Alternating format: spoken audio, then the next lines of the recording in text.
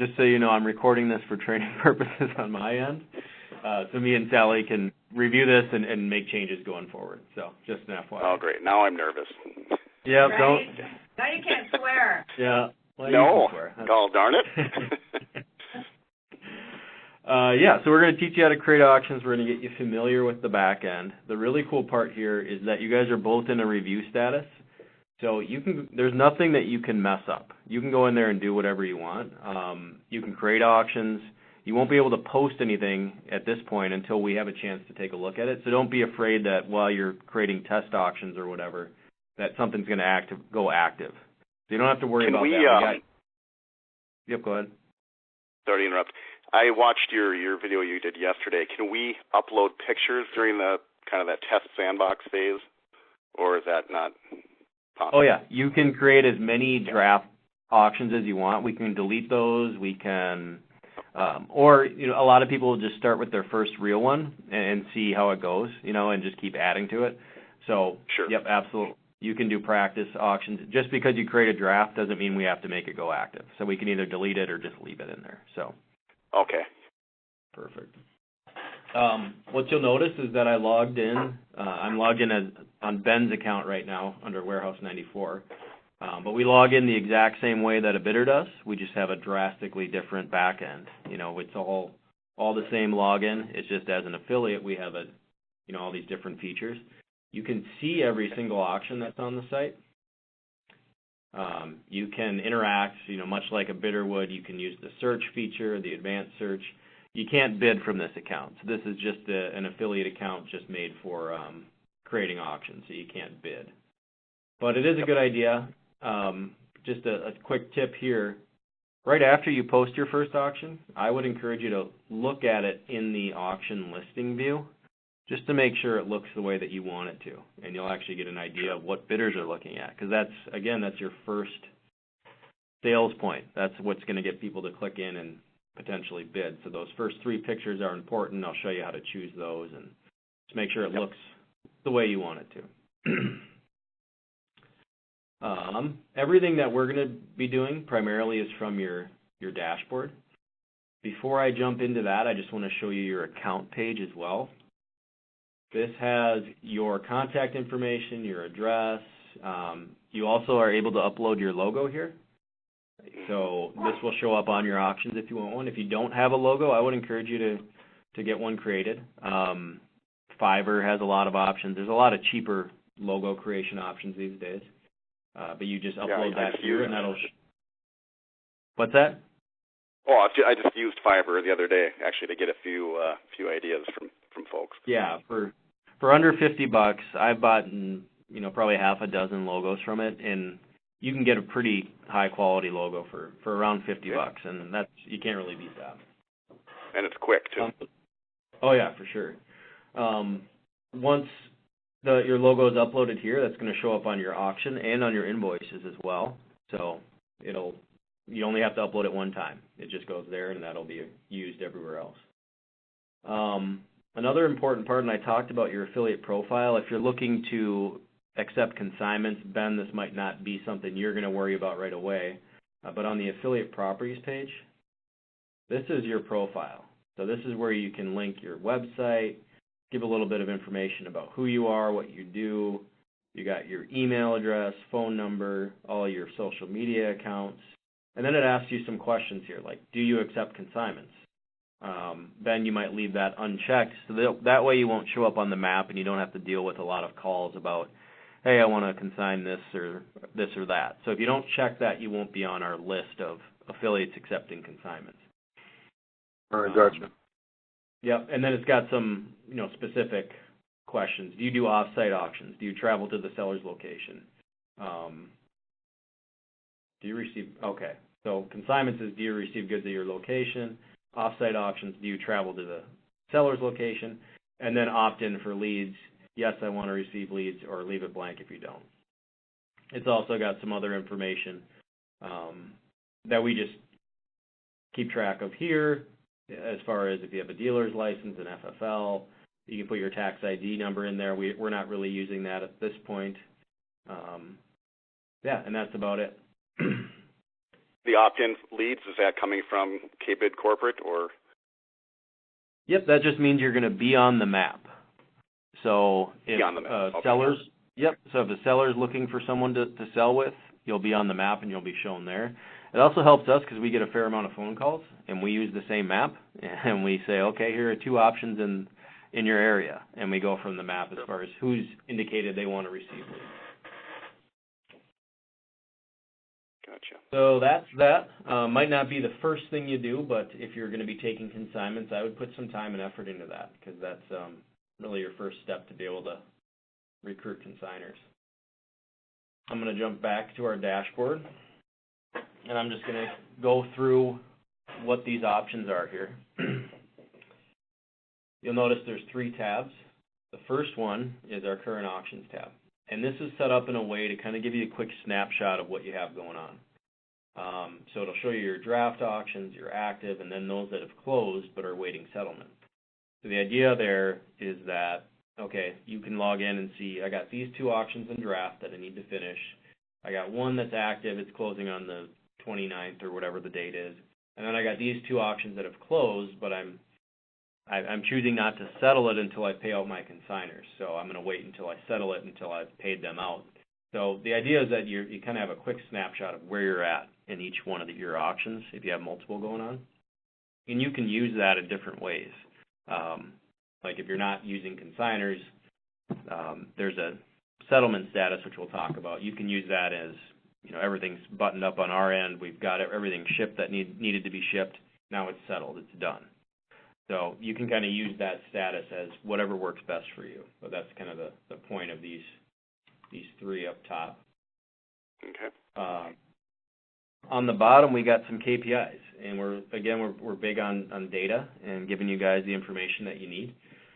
So this lets you see kind of where you're at compared to the rest of the affiliate network and some of those numbers that are important. You know, just the basics, how many lots have been processed, how many items sold, how many lots have a reserve. You'll see across KBID, it's under 2%. The unfortunate number, reserve not met, if you're using a reserve, 51, almost 52% are not met, which is bad. But it's the reality of using reserve. And there are a couple of affiliates that might skew that who sell primarily vehicles, and they might sell 30, list 30 and sell 10, which isn't ideal, but it does happen. It kind of skews that number a little bit. No bid lots, across the board, we're at about 12.5%. I'd say that's a pretty good number to shoot for, 12 or under. And then no shows under 25. Yeah, 12.5%. But if you think about, 25,000 plus items being sold a month, that's 2,500, 3,000 items. A lot of that's on the estate side where it gets a little bit difficult to determine what sells, and okay, sure. Yeah. There can be some struggles there. Even on some of the commercial auctions, you don't necessarily know. You're not an expert in the asset, and you might not group it together properly, and a lot of things don't get bids. That happens on occasion. Okay. The other important number here is no shows under $25. So 61% of our no shows are those of under $25. So just kind of giving you an idea of where a lot of those issues come from. It's usually the lower value invoices. And then here it shows you how people are paying. So we actually have 3 different credit card statuses, so it's going to be a little skewed. We got about 30% there, 16% there,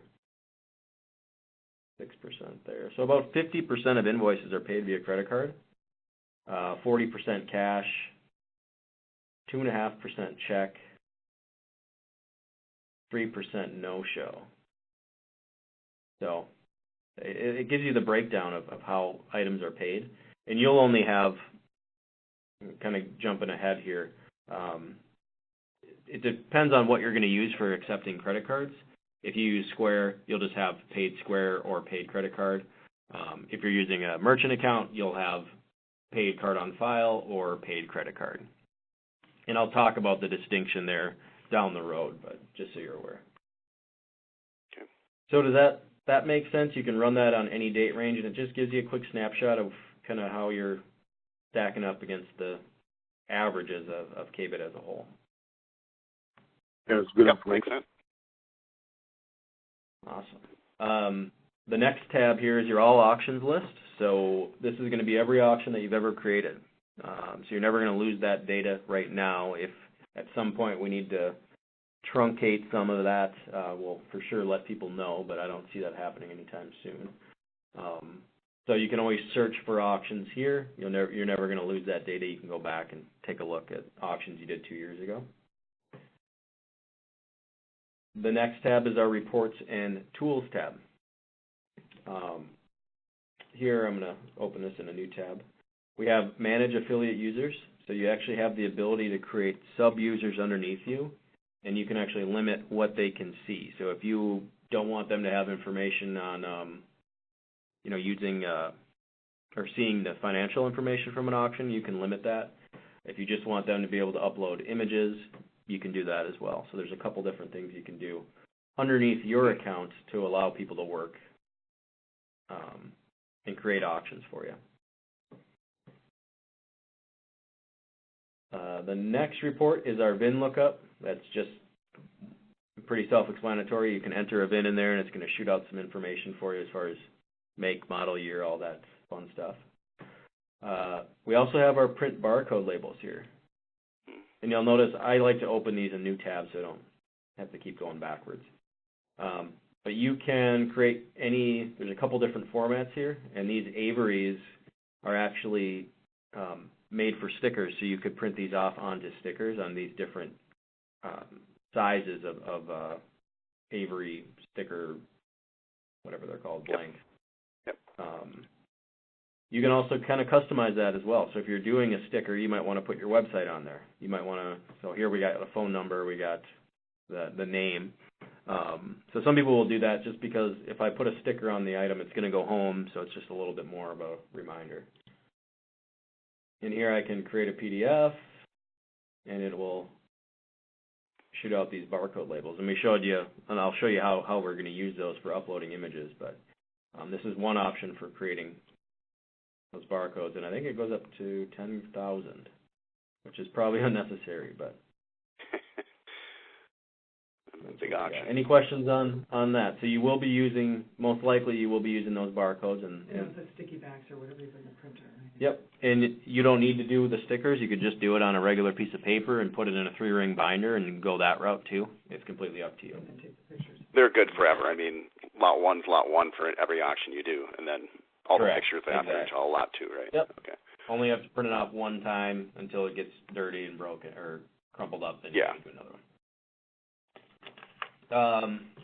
There's a view here to look at auction calendar, so you can see if you have multiple auctions online, you can see it in the calendar view. It's not going to show us anything now because there's nothing on there. We have what's called lot category and ID mappings. And the reason that this is important is every lot on KBID is required to have one category assigned to it. So as you're creating auctions, you will need to know or at least get familiar with this list. So at the very least, this can help if you're creating auctions just to print this page off, just so you know what those options are. And usually it's pretty, you're selling like assets, so it's not, a crazy difference of items. And all we ask is do the best you can. This is not an exact science. Just put it in the category that you think makes the most sense as far as what the buyer's thinking. Is this for like a tax purpose, or people don't search by a category number, do they? Or no. So like the if somebody goes numbering. into KBID, are they look? Yeah. Yep. They're looking at the actual categories. We use the numbering system when we create spreadsheets. So instead of me typing out camera equipment, I can just put in 56 in the spreadsheet, and it'll know to correlate to that category. But do bidders actually go onto KBID and search for a certain category? Is that? They do. That's an option. So, yep. I'll jump up here. And it's actually got some pretty cool. So it shows them how many different items are available in different categories. And also, like, let's go to household and estate. if I go to the top level category, it's going to show us some of the most watched items in each one of the subcategories. So this is antiques and vintage, and it shows how many people are, or these are some of the most watched items under each one of these. Okay. Huh. So it's just a different way to search. We are going to leverage that data even more, and that's one of the reasons that we have to require it, is because we want to know what bidders are buying, because then we can, show them specific auctions down the road and retarget and all those different things. So sure, right. I didn't realize that was an option. Yep. For me, it's marketing data that we're gathering. Yep. So this is this page. Like I said, it might not be a bad idea to print this off when you're creating your first auctions, just so you kind of have it there next to where you're working, and you can refer back to it too, and get familiar with what some of those options are.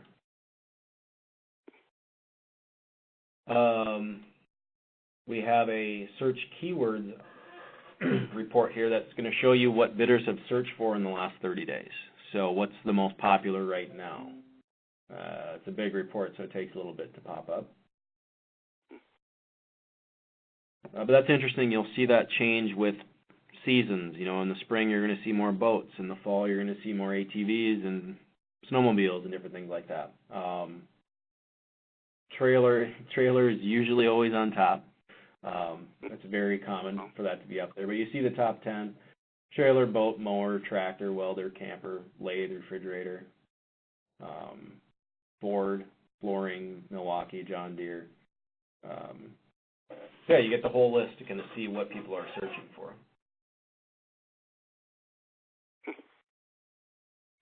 So the interesting part is that's only 1% of the total searches. You can imagine all the misspellings and everything else that goes into that. But the data is accurate as far as what these people are searching for.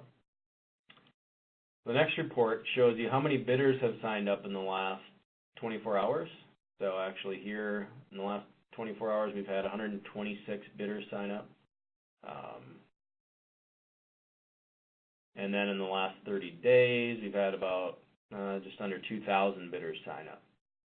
So you just get to see what the progression looks like. And then probably the coolest part, you get to see how many bidders we have in each state. So Minnesota, we are the most, obviously the most bidders there because most of our auctions are there. I think North Dakota is second.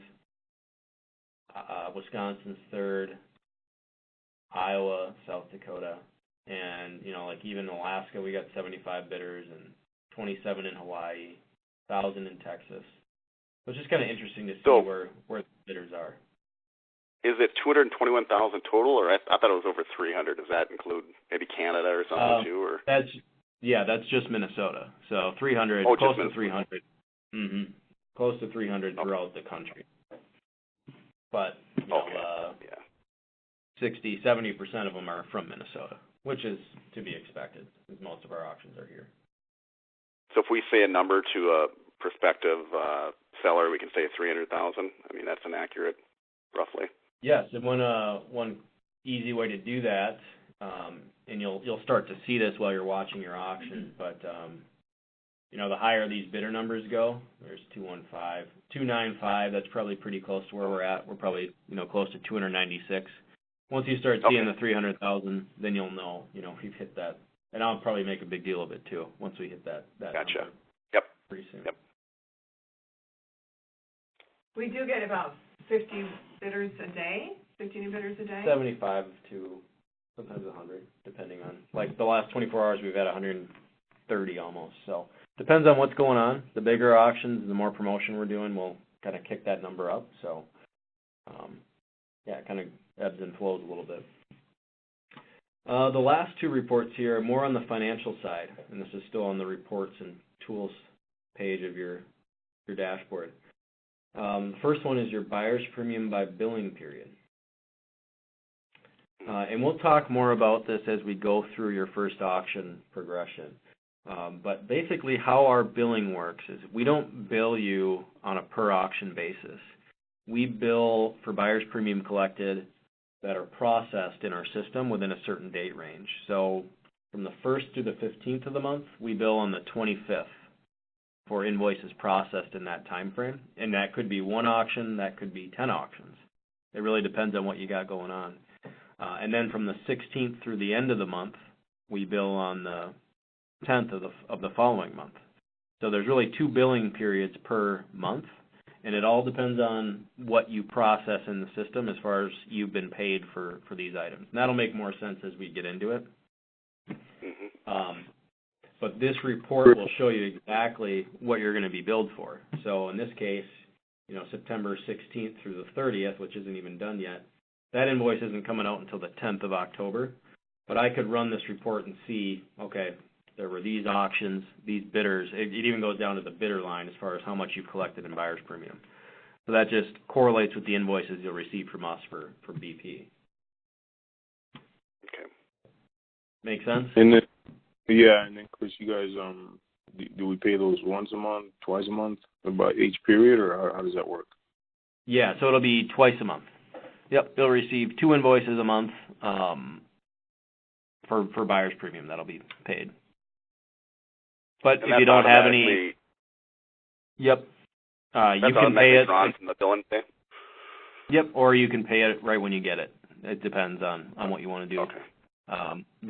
The auto pay just makes sure by the due date it's paid. A lot of people will pay it as soon as they get it just to take care of it.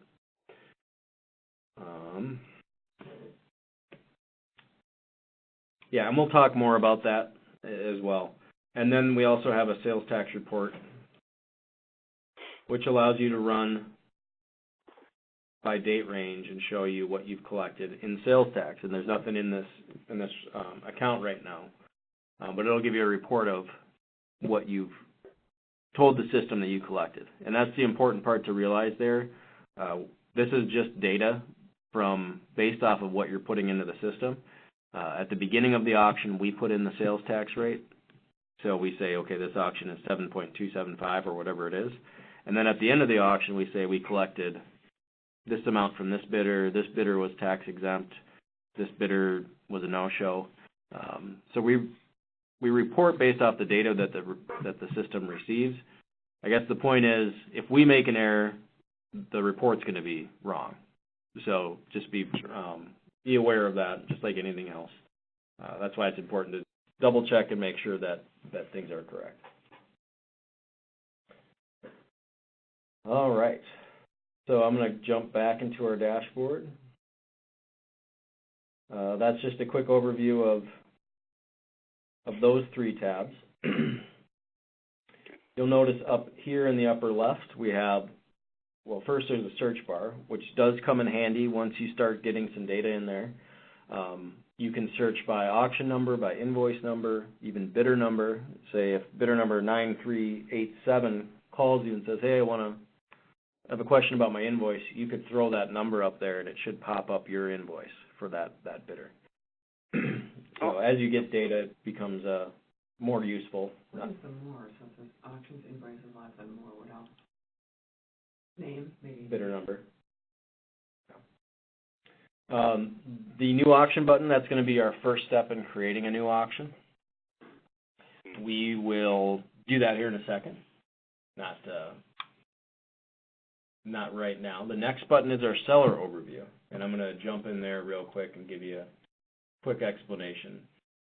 So when we're doing consignments, if we're doing consignments, and even if, Ben, you have different classifications of assets, you could set yourself up as a different seller.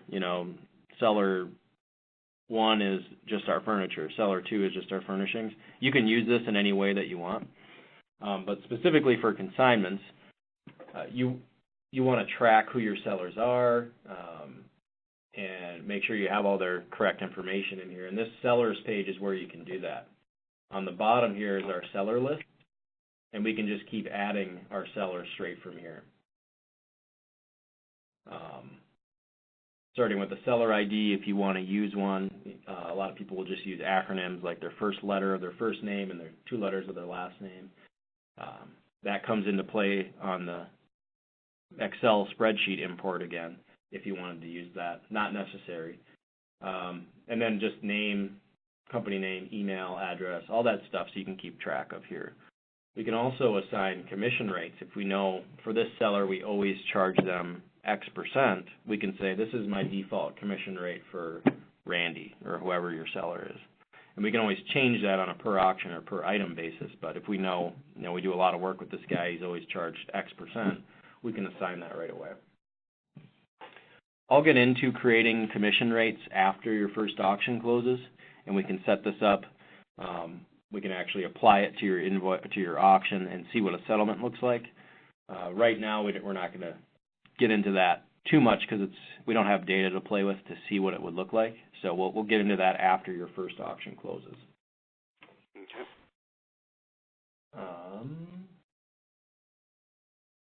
So other items on this page is just a lot of reporting. Again, we want to have the data available for you so you can actually report on, if you want to see all your sellers and what they make up as far as your total revenue over a given time period, you can see that.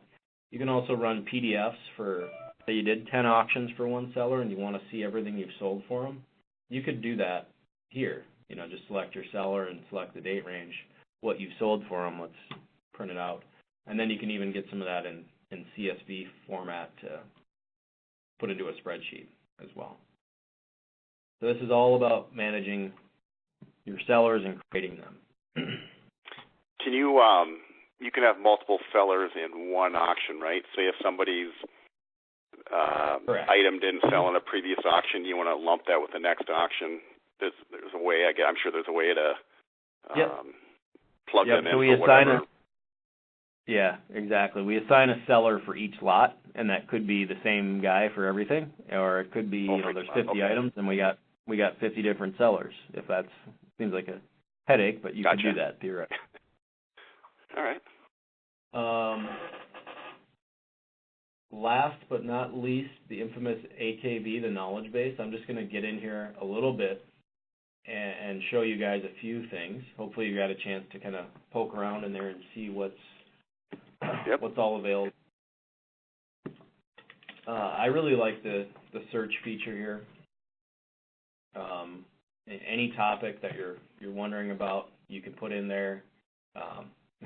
You see this reserve has 44 results, probably on the high end, but everything from lowering a reserve to programming to what our policy is, things to know about them, really anything you want to know about any topic, you can do a quick word search here, and it should get you the information that you need.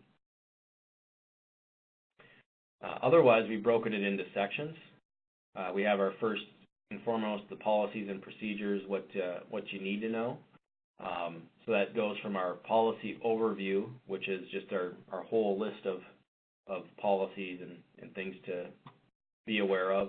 And then it dives in a little bit deeper into certain topics like reserve policy, using stock photos, firearms, lot condition disclosure, different things like that. So if you have questions, do you guys have a comprehensive list on what you guys don't want to sell on the site? Yes, we do. That would be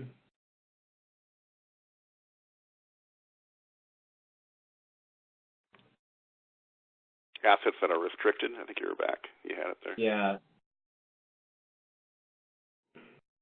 And that's a tough one, Ben, because there are things that are added to that, and quite frankly, there are things we don't know that are illegal to sell.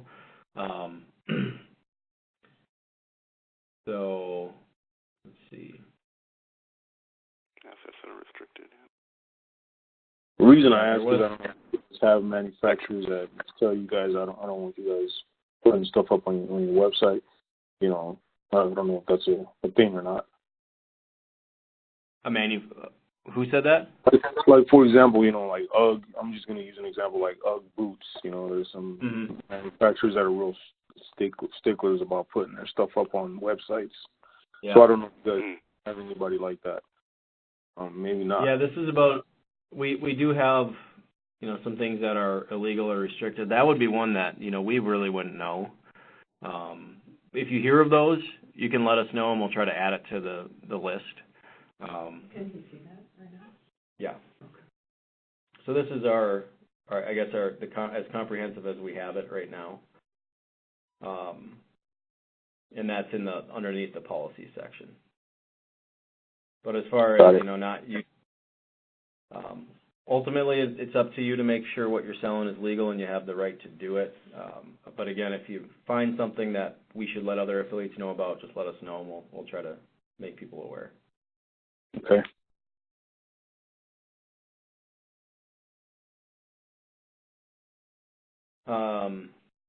So the next section is our software procedures, and that is just going to give you step-by-step how to do certain steps within the auction.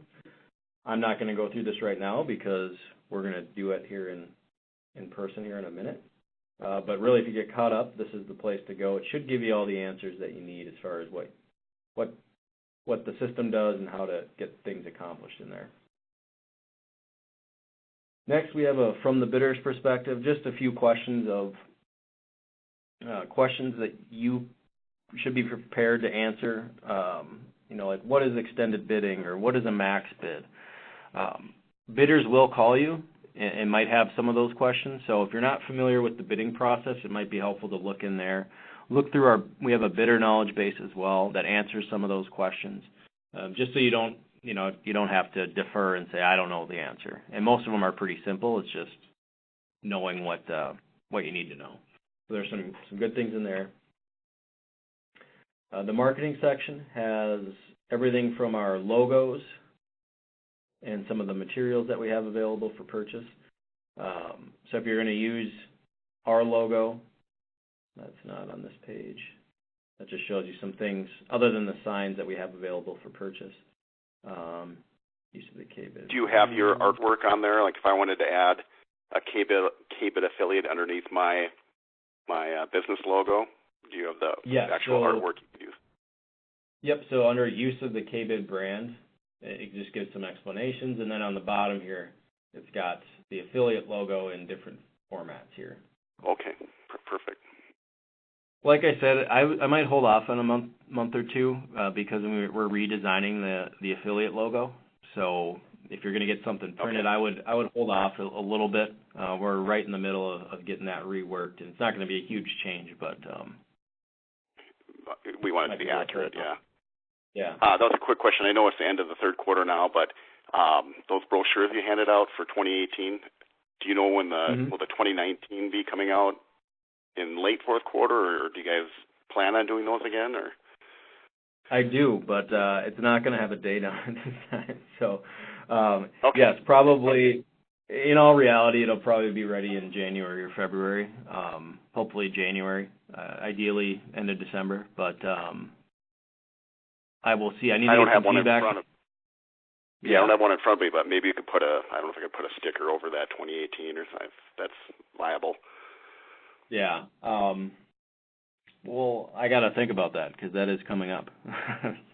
Good point.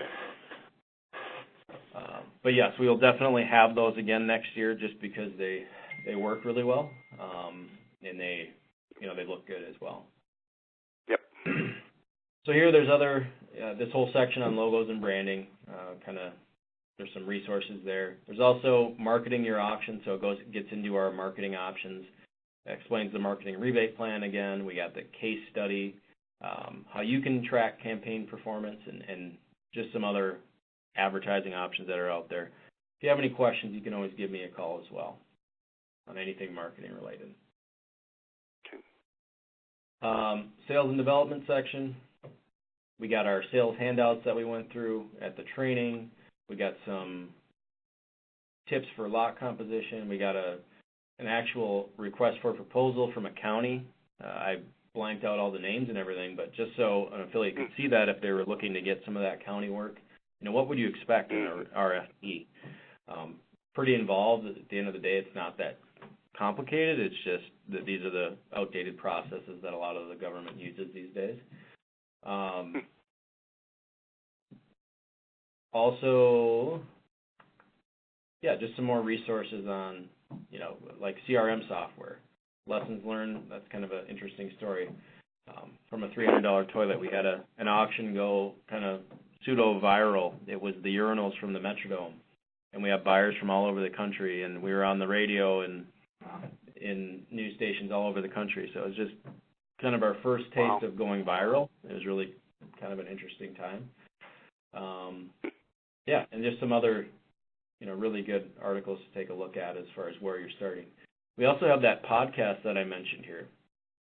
And I really need to reorganize this, but that podcast, the sales call and working with sellers. So if you're going out there looking for consignments, I would highly recommend taking a listen to this. And it's just a YouTube video that you can kind of look at. And underneath here we have the bullet points. Very, very helpful.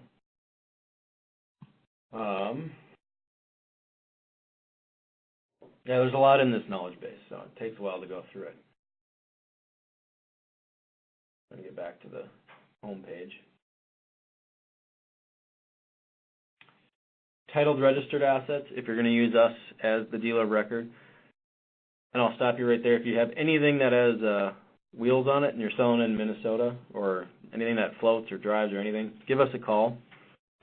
We are not a dealer in North Dakota, so Mike, we would not be available for you to use us as a dealer, but anything in Minnesota. And we have Amanda here on staff who does that, and she'll be able to talk you through the process. Okay. Mike, I believe in North Dakota you get up to 5 vehicles or something along those lines that you can sell personally, and then you might have to look at getting a dealer's license or working with a dealer in order to do that. Okay. Yep. I used to have from what I've seen, North Dakota's pretty relaxed on a lot of things. So yeah. Take that as you will. Yep. Gotcha. We also have our title forms and the actual contracts that we went through as well. I'll jump in there real quick. So if you're using us as a dealer of record, we got a bunch of forms in there. And then we also have like an example of the ST3, which is the Minnesota tax exempt form. North Dakota will have their own tax exempt form. You're going to want to get those printed off. But there's also our consignment agreements here as well. So you can download, both of those, and one's in a PDF version and one's in a Word doc version, so you can go in and make edits to it. And last but not least, we have announcements, education, and communication. Were either of you invited to our affiliate council meeting, which is actually next week? I think Becky's going to send you something. We're doing these biannually. We're having affiliates, anyone who wants to attend can come in and just, if you have questions, if you have concerns, if you wanted to talk about a certain topic, we're going to get into that. So I know the next one is next Thursday, the 4th. That might be a little quick for you two, but just keep in mind, I think Becky will send you an invite to that if you wanted to come. That's the Medina Ballroom, which is nice. Yeah, it's at a Medina Ballroom Country Club, not far from our office here. But this page will just have a bunch of information. We have a newsletter that we send out. You can meet the KBIT team again. We have an affiliate Facebook group, which I recommend you guys joining. It's just for affiliates, and it's just a way for us to kind of network and communicate, share funny topics or ask questions or what would you do or best practices. Kind of a good way for us to communicate together. It's not a formal way. We try not to use it as updates. We'll email you directly, but it's kind of an informal way that we can communicate with affiliates. And then under announcements, updates, whenever we send you out an email, you'll receive it in a mass email. We'll always document what we're sending out. So we'll put that here in the knowledge base and make sure that you can go back. You'll see the 34 section. You can go back and look at what's changed over the years and make sure you don't miss anything. All right, so that is that. A lot going on in there. You'll see you can actually join our Facebook group down here in the left-hand corner. Once you get into the knowledge base, it'll take you right to the group, and you can just ask to be approved, and we'll go ahead and approve you and get you in the group. So we're about 45 minutes in. How are you guys doing? We're going to jump into creating an auction here shortly, but any questions thus far? No, it's great. I think that affiliate knowledge base is no pun intended, but it's quite an asset, just to get in there for anything. That was if I have a quick question, or say if we're putting together our first auction, and I've got a couple simple questions, the best way would be to send an email or to actually call you guys, or what's the best practice on that? Yeah, that's a really good question. So right now we're kind of in a flux of some changes with Sally coming on and me and us working together. The best thing for affiliates to do, we have an email address which you'll both want to write down. This is for any issue that you have, really any question that you have, because it goes to our entire staff, and then the most appropriate person will answer. But it's affiliateservices@k-bidmail.com. Now, they've been mailed that before too, right? I'm not sure. Is it in the, it's in the AKB? Yep, it is in the knowledge base, but it's affiliateservices@k-bidmail.com. That's really a catch-all. Even on the weekends, occasionally I'm in there checking things to make sure if something comes in. And that'll get to either me or Sally or whoever else needs to see it as well. Okay. If you ever have I just don't want anything... to waste waste your time, if I'm calling on something simple where it's like, hey, you could have looked, simple answers. Yep. So.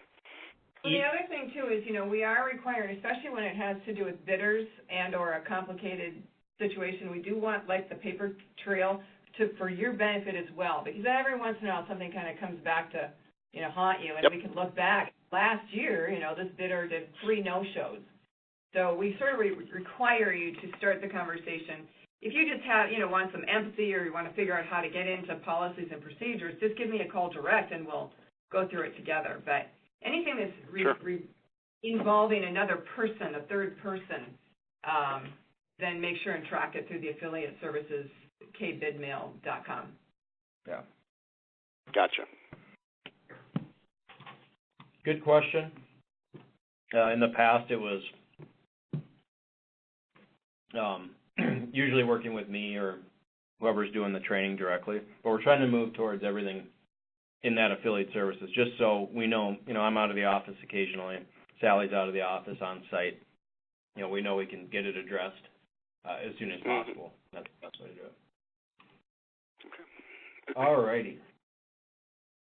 Ben, how are you doing? Do you need to take a break, or does anybody need to get water? I'm good. I'm good. All right, then let's keep carrying forward. Now for the fun part. Back in, and you'll notice that the knowledge base is a separate website.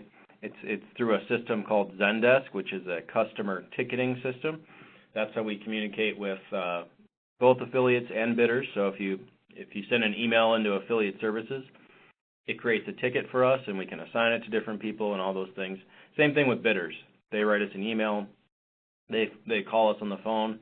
We typically say, hey, will you create a ticket in our system? And that's how we address and communicate issues between us and affiliates and so forth. And just so you know, bidders will not see your ticket and vice versa. So if they have a complaint about you or you have a complaint about them, it only goes to us. So they don't, unless we want you to talk, which is often the case. We often say, well, Mr. Bidder, you really need to talk to the affiliate about that. But just so you know, if you are calling with a complaint or something, the bidder will not see your ticket.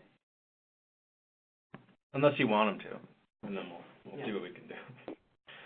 All right. New auction. You can guess what that does. That starts our first step in the new auction process.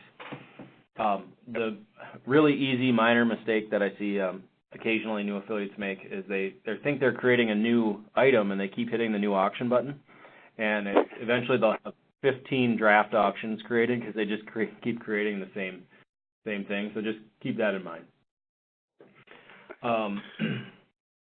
What this is going to take us to is the details page, the auction details, and this is all the pertinent information about the auction itself, starting with the title. It'll have the dates, it'll have our sales tax rate, all of that stuff. You do not have to have this filled out completely right away. The only thing I need to create a draft auction is to have a title.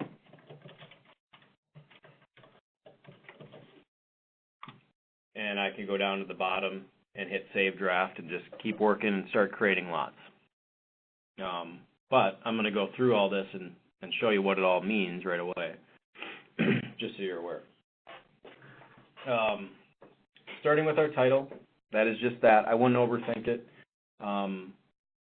You don't have to be super descriptive. You don't have to list, the 500 items that are in an auction. Just say what it is.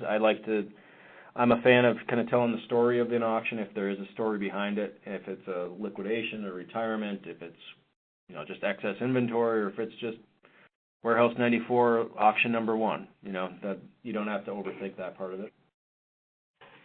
Auction type, it will always be standard. That's just, there's only one option there. If you had a real estate auction or something different down the road, we could look at changing that. It's basically the BP type. Okay. You'll have auction categories, so bidders can also search by auction category.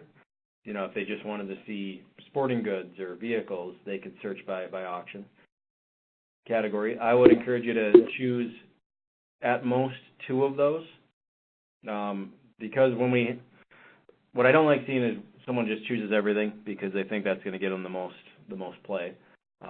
Really, in reality, that just cheapens the entire point of having categories, and if it's not useful, then no one's going to use it.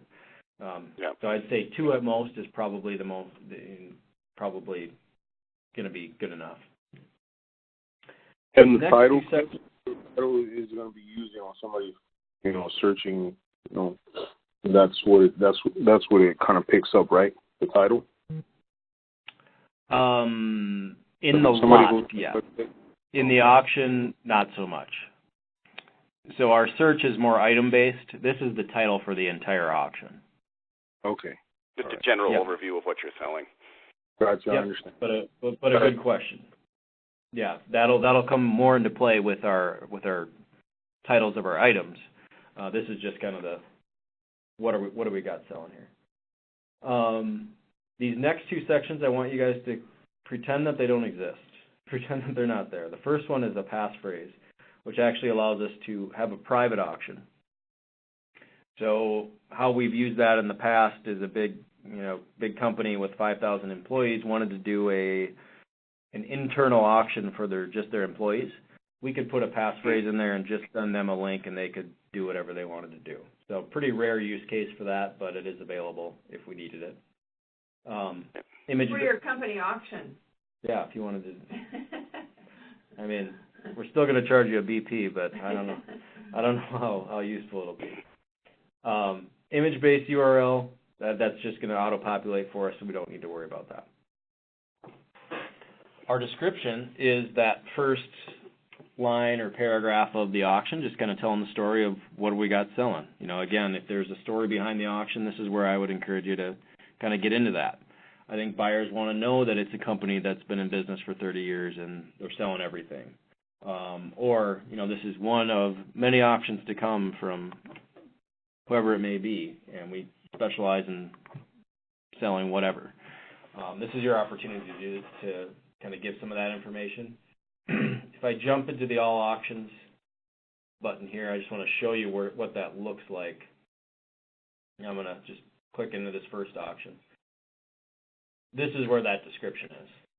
So how many people are going to read all of that, I'm not sure, but at the very least it gives them an idea of what to expect in the auction. And he does a nice job of kind of giving an overview as well. I would. Can you change any font in that? Like if you want 1 or 2 things to stand out, like italicized or free shipping or.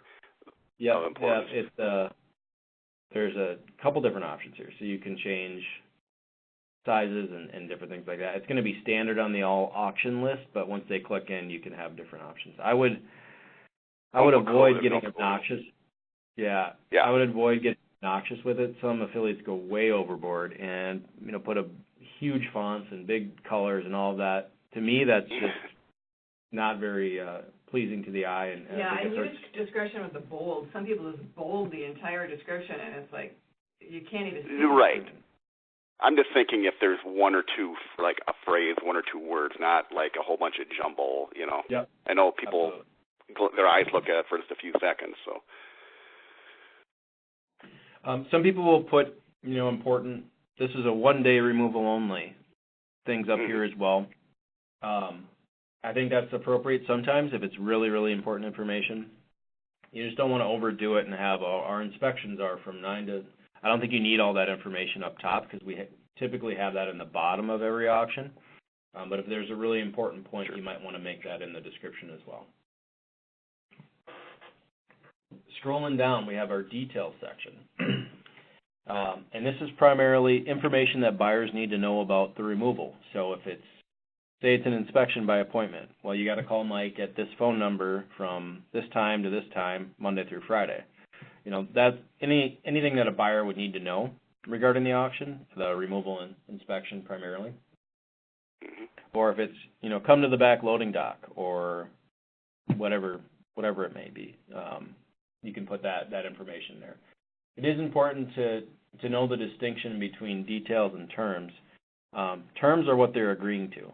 So if we say in our details, there's a late removal fee of $20, well, the bidder didn't agree to that because they agree to the terms. So it's important if there's anything important like that we have that in our terms section here.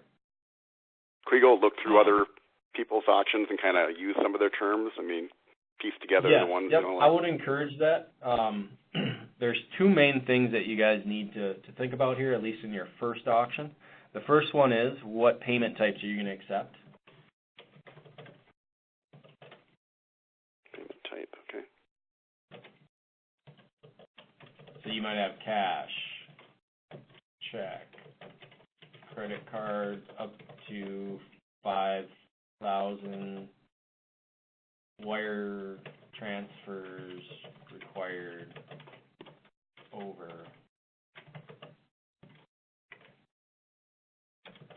So that would be a pretty popular one. That's up to you to determine. The site terms, as far as the credit cards, we only take credit cards up to $5,000 on the site. So any invoice up to $5,000. Beyond that, I would encourage you to not take credit cards for anything over that because you're not going to be able to recoup your 3% fees for the credit card because that 13% buyer's premium drops down to 10 because our site terms are we don't take credit cards over $5,000. You do have the option if you're working in that realm and selling those types of items and it becomes a problem or an option that you want. You can address that in your terms saying, we will accept credit cards up to X amount, but they need to know if there's going to be a surcharge involved, if that is the case. The only sticky thing there is you do have to be aware of what can you charge a surcharge on, what can't you. I believe, some debit cards you can't charge a surcharge. It's just kind of a jumbled mess. So I'd say stick with our site terms and just say, we only take credit cards up to $5,000. The other main thing you're going to want to address here, and this will be an ever-evolving term as you guys get used to the systems and how things work, but it's anything late removal, so a late removal process that you have. Buyers are expected to pay for the item during the removal date. We will hold an item for up to 7 days. If the item's not picked up at that point, the buyer has forfeited it, and the auction company reserves the right to dispose of it, or whatever that case may be. You might not know exactly what that should look like right away. That's a good one to kind of look at other affiliate auctions and see what they're putting down, and you'll just learn as you go. What you can and can't do. Maybe Ben, you're going to have different time frames because you guys are going to be open during the weekends. You might have something that works better for you than it does for Mike. So it really kind of depends on your situation and what works best for you.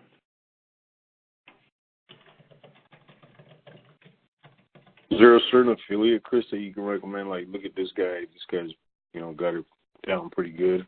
So we kind of mirror, put our own words, but at least take a look at this guy. Yeah. Let me see. PJ. PJ does a good job with it. Fanberg Auctions. I think Loretto does a really good job with it too.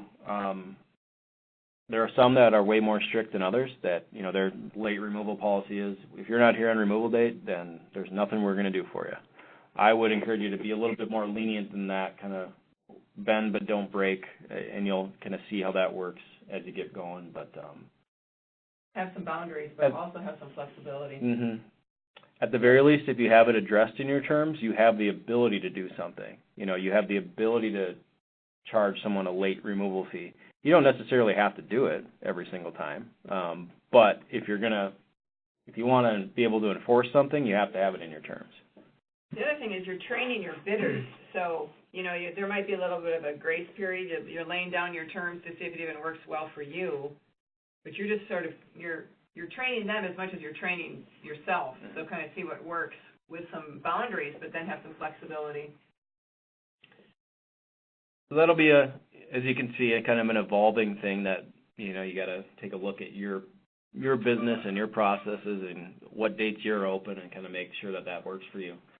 The cool part here is that you have this save and use terms as default for future auctions. So really you only have to create it one time, and this is going to pop in for you in the future. Great. I do want to show you something. So if I'm going to this active auction, I scroll down to the bottom. This is where our details are.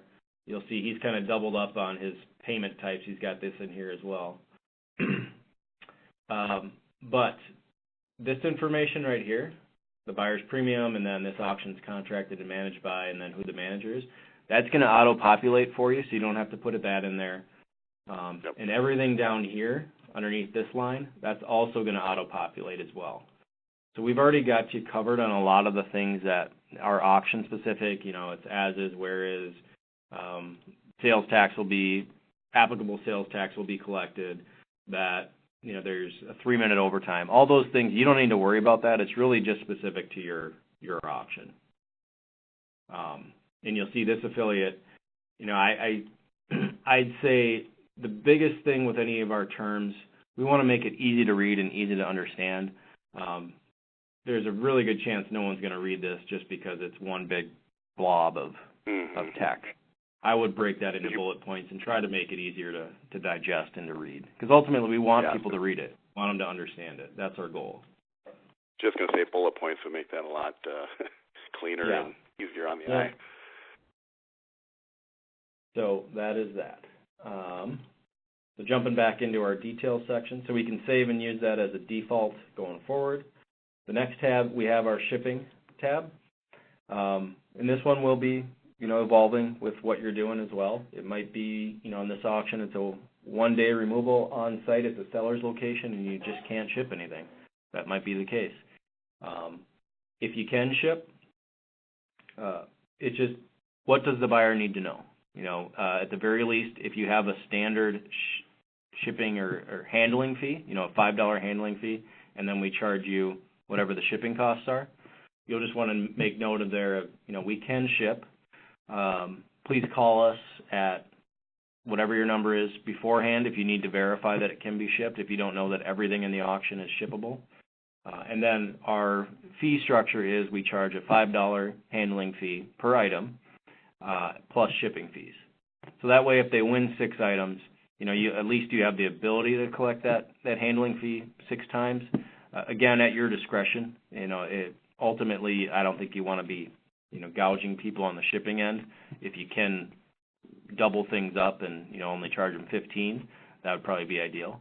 But, if it turns into a big headache for you, you do have the ability to kind of cover yourself with that, charging a per lot handling fee. Another good one to look at other affiliates and see how they're how they're managing that. Anything else you can think of terms-wise? Yeah, we're gonna keep going on that as far as continuing that and getting more information for you.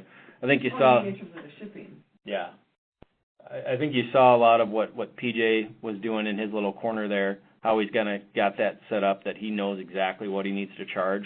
And that's the end goal. I guess what I would say to you you both is to decide what you want to at least start with, and if it's going to be UPS, for example, then I would say, currently we use UPS, blah, blah, blah. And just knowing that as we develop it, as you develop it, it can change. But a lot of affiliates get a lot of questions at the removal. Well, wait a minute, I didn't realize you didn't ship, or I need to ship, and you don't want to be dealing with those phone calls. So if you can spell out what you're willing to do and what you're able to do under the terms, hopefully you're going to alleviate some of those calls. And then most importantly is to say, please call us before the removal date if you would like an item shipped. Not after the fact. You'll still get them after the fact, but you want to try and get those terms before it closes. Mm-hmm. And that's, of course, they may not win the item. I mean, that's the tricky thing about it, but before removal date. So in between the closeout and the removal date is really when you want to handle some of those shipping calls. And so you might even say, please call, the day after it closes before the removal date if you would like an item shipped. Yeah, and that's one of the reasons why we've historically had a day in between when the auction closes. So if it closes on Wednesday, then our removal's on Friday. Shipping was a big part of why we did that. And then secondly, it's just kind of getting prepared for the removal itself. You don't have to have a day in between, but it is, I'd say it's 60% or more do that at this point. So that might be a good way to kind of manage that process and get your system set up that way. Can we import a UPS shipping or UPS or FedEx shipping calculator? I know each auction would have to have a weight and dimensions, but is that something that you can import into that? I mean, does it have to be, can you put some code in there, or is that not possible? Technically, you can. We'd probably want to work with you on that just to make sure it's actually working. There's a few other companies that have done it. I'd have to see where we're at in that process. I know here, this is called CMS page content. You can actually, we'd have to create it for you. The other thing you can do, though, is put that on your website. Not a bad idea. And I've got a one-page shipping that has all the URLs to Speedy, to UPS, and what was the third one? I don't remember now, but FedEx, UPS. Yeah, FedEx. It is, like you said, something that we're really looking at. We cannot make it standardized because everybody has different locations and whatnot. So really, I think the best thing to do is for you to decide which one you would like and that makes sense in your area. And then we can load you up with all kinds of information, and you can decide what you want to put on either your terms or your website and see what actually sticks. Because I'm not sure what's going to actually stick in this little box, right? Is that what you're saying, Chris? Mm-hmm. Yeah. Okay. All right. Does that make sense? Yeah. I know it's different for everybody. It's basically the code you put in is you enter your zip code, but everybody is obviously going to have a different, right. Gets a different rate from UPS based on your volume. So there's a number of factors that go into it. Right. And Ben, I know shipping is a huge part of your business. Who do you use? We use USPS, UPS. It just depends on the size of the package. Out of this warehouse right here, we usually use USPS, Postal Service, and we ship out, probably 100 packages a day out of here. What about, was that Ben that just spoke? No. No, that was Mike. Yeah, what about you, Ben?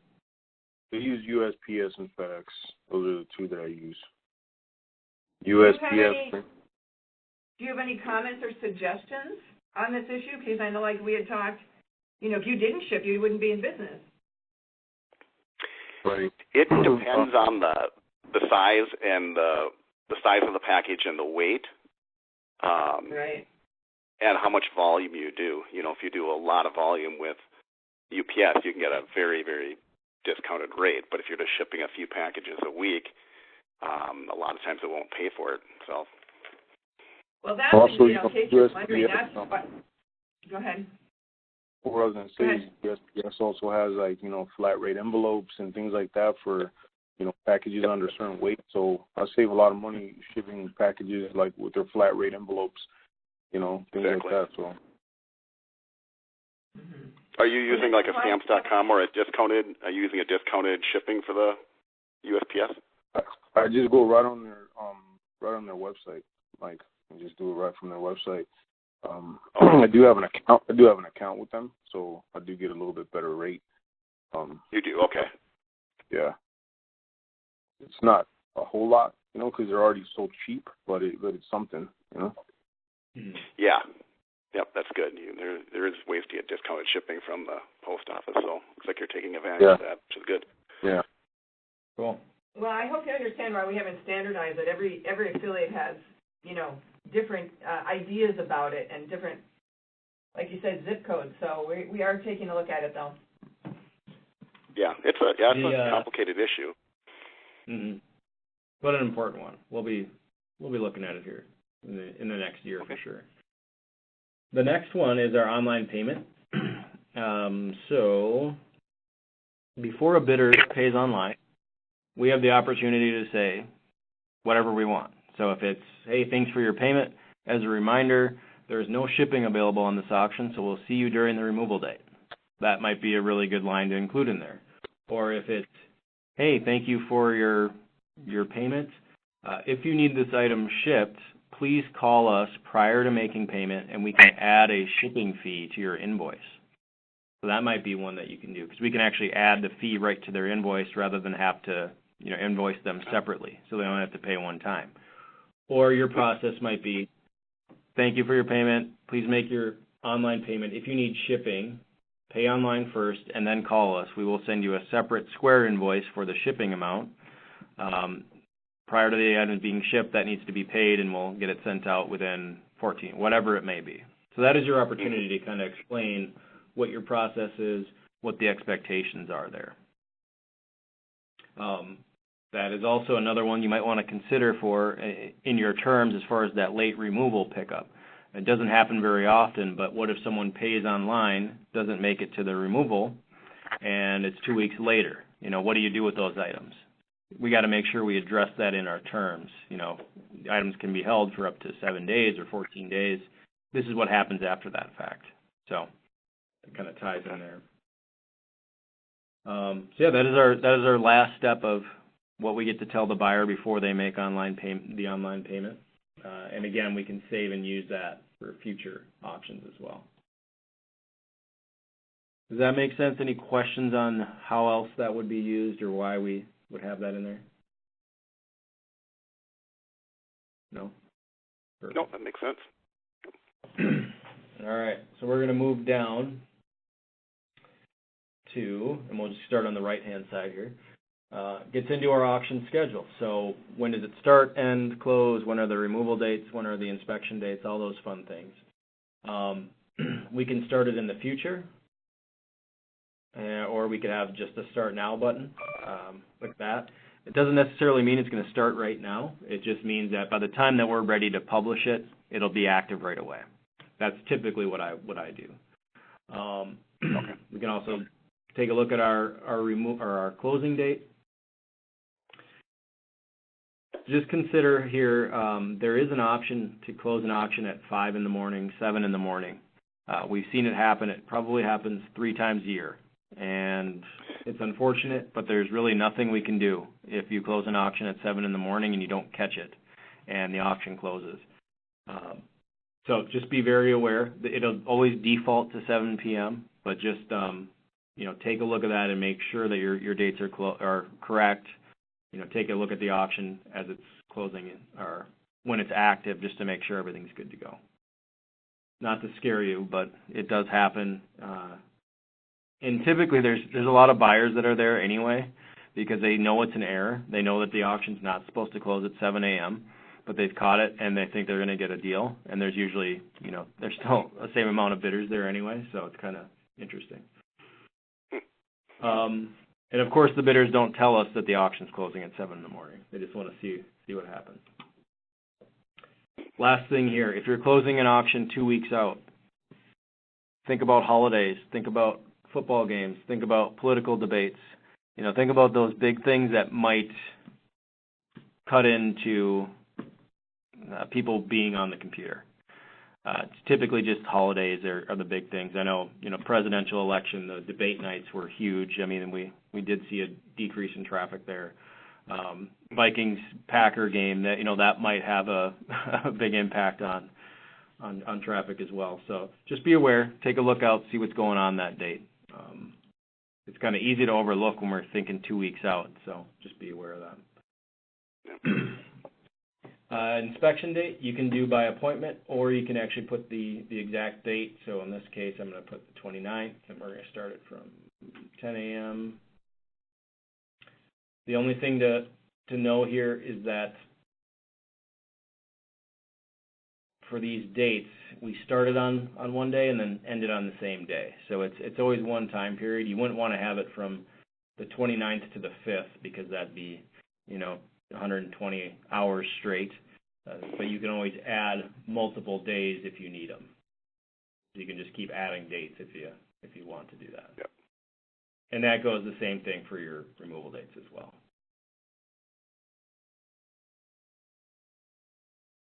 I'm just going to do by appointment. The next section here is our closing rate.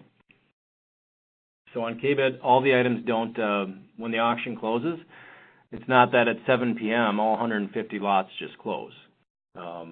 First, we have a 3-minute bidding extension. So any bids received within the last 3 minutes of the auction is going to extend that item another 3 minutes. But we also stagger the closing rate of each item as well.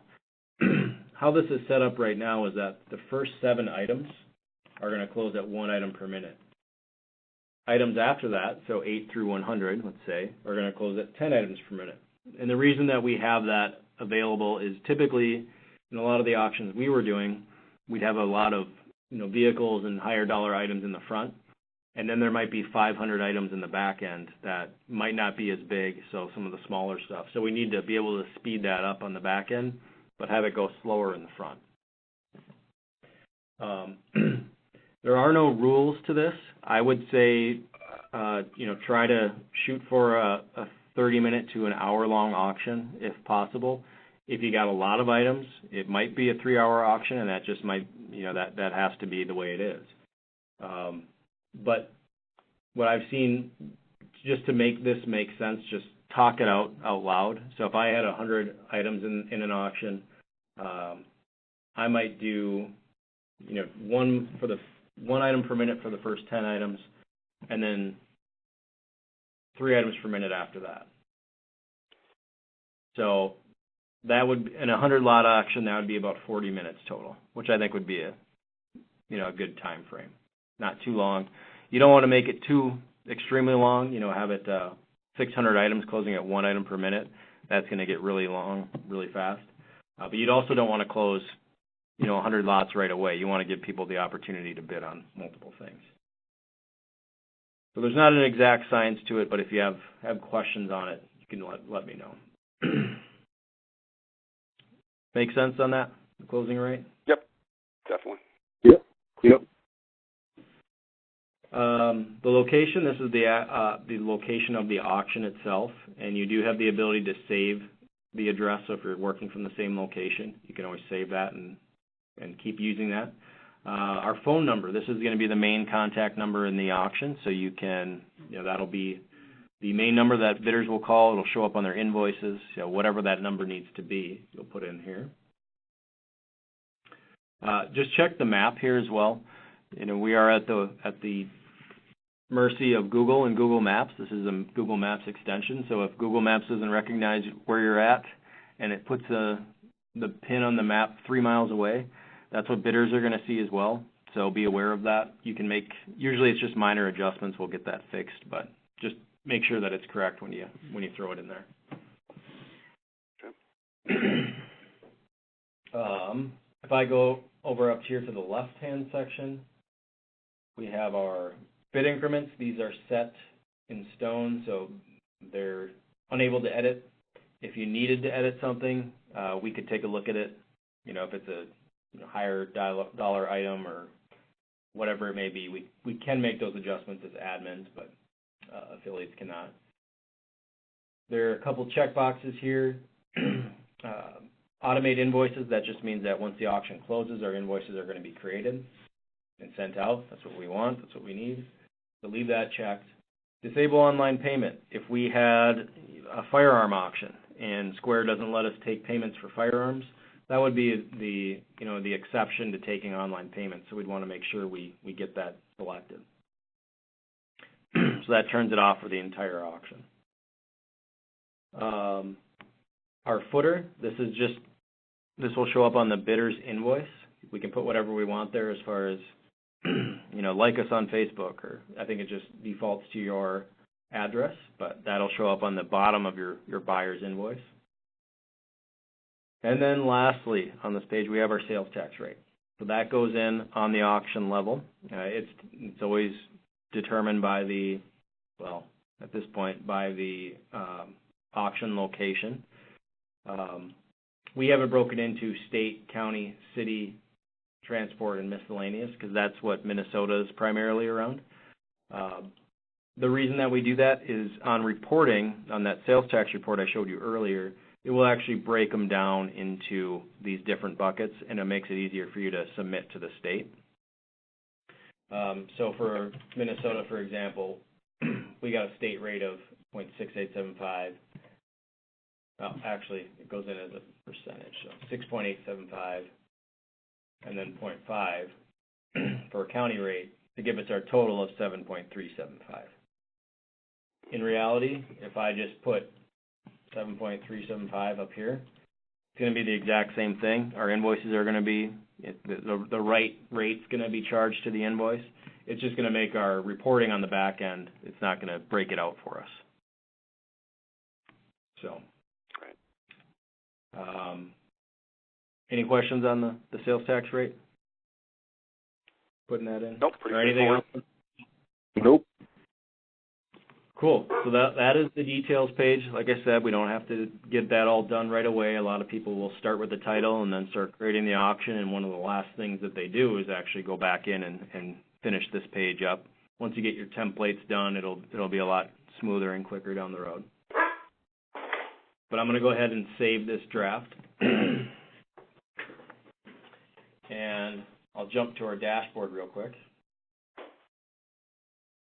So you'll notice now we have in our draft auction section, our test auction number 1. It's also on our all auctions list. So we can jump in there by clicking on either one of these. And it's going to take us to the lot list. And this is where we focus on creating most of the auction. This is where we create our descriptions. This is where we upload our images. All the magic happens here. There's one confusing, well, not really confusing, but it might throw you off a little bit. Thing to understand or recognize. When we click into an auction, it's going to give us the auction ID. You'll always notice that, and then the name, and then what status it's in. So this one's in a draft status. It always tells you that. The interesting part here is that ID, you'll notice it'll go sequential order. Every auction has an ID. So if I just wanted to go to, this auction, I could just grab this URL and send it to someone. That is where the auction lives. So that's a unique URL to this auction, and that's the auction ID. And usually, if you have a question for us, we'll need to know what that ID is. So that's how we kind of differentiate which auctions are which. We don't usually go by names. We always go by the auction ID. Up here, you're also going to see our selected auction menu. It's got 5 main options. It's got our auction stats, a preview auction, edit, lot list, and auction expenses. I'll just go through these real quick. The stats page is what we went through over at the training. There's nothing in here yet because the auction isn't active, but that's where all the data is from what's happening on the bidder's end. Preview lets us see the entire auction. So, even just our terms and, what all that stuff will look like, directions, shipping. Lets us see it exactly how bidders are going to see it. So it's a nice way to be able to see that. The confusing thing I was mentioning is that there's a few pages here where you noticed before it was a drop-down, and now it's just displayed in a line like this. It's the exact same options. It's just this page isn't mobile friendly yet or mobilely optimized, so it's not quite ideal with some of those options. So unfortunately, that's just a little bit different than the previous page, but hopefully we'll have all of those working the same here pretty soon. The next button, the edit auction page, that just takes us right back to where we just were. So those are the auction details. That's the main page, the first page that we were at. Auction expenses you won't really be using until after the auction. That's for your seller, so we don't need to worry about that. And then our lot, back to our lot list. This is where everything's created. All right. So this is the final part of the auction creation, how it actually works. And the main point I want to kind of get across to you, and it's different than an eBay or a Craigslist post in that we have two separate processes. There's one process for creating our descriptions, and there's another one for uploading our images. And we handle those as two separate processes. And the reason we do that is because we're usually dealing with multiples of items. It could be 100, it could be 1,000. So we typically upload or create our descriptions first, and then we upload our images second. Those processes are two separate processes. What I recommend to start with is that you create your descriptions first, and then you upload your images. And you'll see the reason why I recommend that, at least in the beginning. But at the end of the day, I'm going to show you a couple different ways that this works. It's really up to you as far as which way works best for you. So kind of keep an open mind, see what you're best at, and see what works best with your processes. So I'll just jump into it. And what I'm going to do is start with creating a description. And I can do that one at a time just by jumping into this new lot button. And this takes us to our first lot and all the information that we need. And it starts with our lot number. Typically, you're going to start at lot number 1. In this case, I'm going to start at 11, just for fun. You also have your title, so you can put in, whatever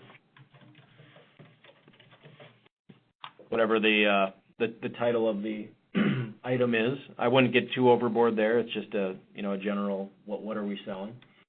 We also can assign our category. We have that list of categories. We can come through here, and this is a vehicle. I'd choose that. We have our starting price, which are fixed to either $5,000 or $1,000. And then if the item had a reserve, we would have to make sure we put this in here as well. So is that title bar what we'll find what somebody is searching for? So if I go on and look for pallet rack, or rather I type in the word Chevy, is that how that pulls up just from whatever's in that title bar? Our search is weighted. And actually, if you have it in your title and in your description, and the word is Chevy, you're going to show up higher on our search list. So okay. I think important keywords like that you'll want to use in both the title and the description. But yes, that is something that our search feature works off of. And this is this is our title here. Some people will just use the same first 5 words of their description. I don't think that's the right way to do it. I think just, create a very quick and easy, what are we selling? And then all your meat, the meat and potatoes, that all goes down here in the description.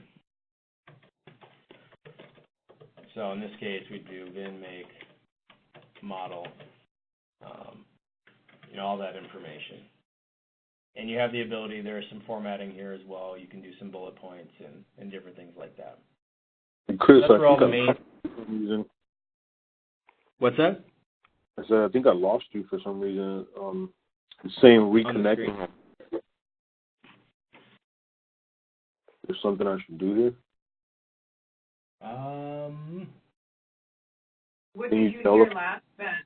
What did you hear last?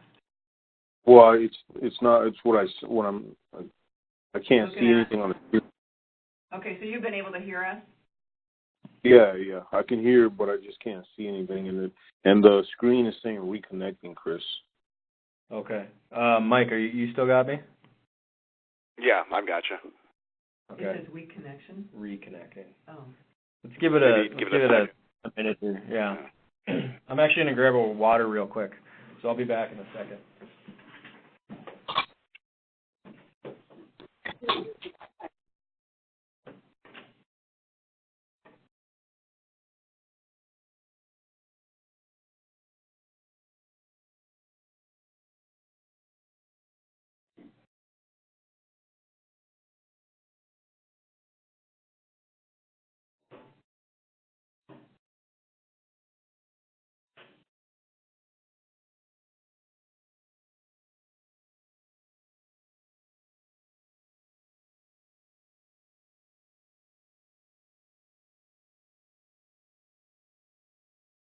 Any luck, Ben?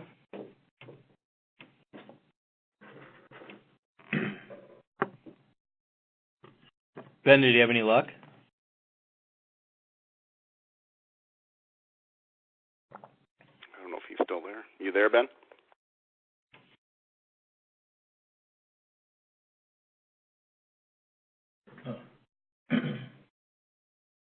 What if he's got a weak connection? Can he reconnect if he dials back in with that initial? I would think so. Okay.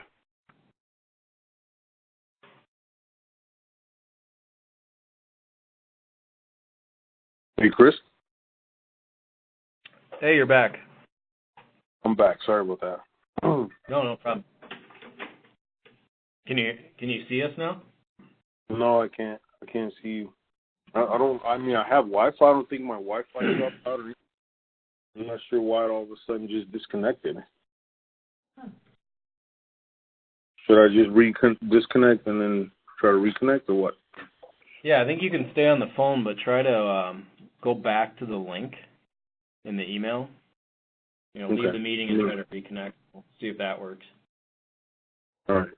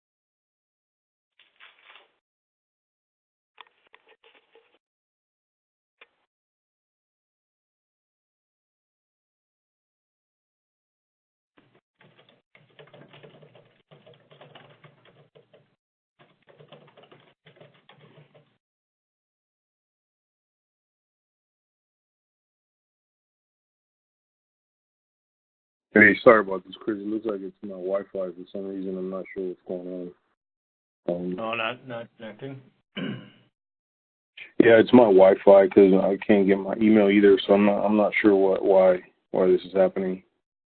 Okay. Well, I am recording this. I don't want you to miss out, but I don't know if just listening to it's going to be very helpful for you. It's probably going to make you more confused if you can't see it. I guess it's up to you if you want to just... If you want to keep going, I'll just listen in the background. Okay. You can still pull it up, right? And just kind of, you can still pull up that page. It just won't be with us. Yeah, you might get lost, though. Maybe not. Or go back and watch the last. What I'll do, Ben, why don't you just hang out with us? What I'll do is I'll download this video after we're done, and I'll send it over to you, or I'll upload it to YouTube probably, and then send you a link to it so you can kind of go through it again. Okay. And then if you need to figure out something else and we can get back together one-on-one, we can do that too. Or you can join the next call that we do this as well for a refresher. Yep, we'll be doing this probably next week. I'll probably be doing another one anyway. So. Okay. All right. So we're on the first description. This is the manual description. You want to give them a minute to get to that page? No. Okay. I'll take another. I mean. Oh yeah, because it doesn't have internet. So the description, that is the main, the main meat and potatoes of the entire thing. That's where all the main information goes. If we scroll down, there's some other things that aren't necessarily required, but are things you're going to want to be aware of. Once we assign images to this lot, they are going to show up here underneath. We haven't done that yet, so there's nothing there. We also have the ability to upload YouTube videos or attach YouTube videos or PDFs to a lot. And we can do this right under the description here. And as far as YouTube videos, we don't need the shareable link. All we do is when we're watching it on YouTube, you grab the URL, and then you throw it right in here into the YouTube URL number 1. And you can have up to 3 of them per just lot. Anything that like has an engine or drives or moves, or would you recommend anything else? Just primarily, yep. Anything that moves. Intricate, if it's like a pinball machine, maybe something like that too. But okay. Usually vehicles or equipment. Okay. You might have a specific item in an auction. It might be, ammunition or a sword or a gun that you're selling, and you might want to turn the online payment off. Again, Square might have an issue with that, so you can turn it off on a per item basis as well. Sorry to interrupt you again. In this one of my auctions I have coming up, I do have some ammunition. Is that something that do you know if that's a yes or no as far as Square? I would avoid it. Okay. As far as online payment. Better safe than sorry. Yeah. There's 22 shells is all. It's boxes of 22 shells. Yeah, it does make it a little bit hard.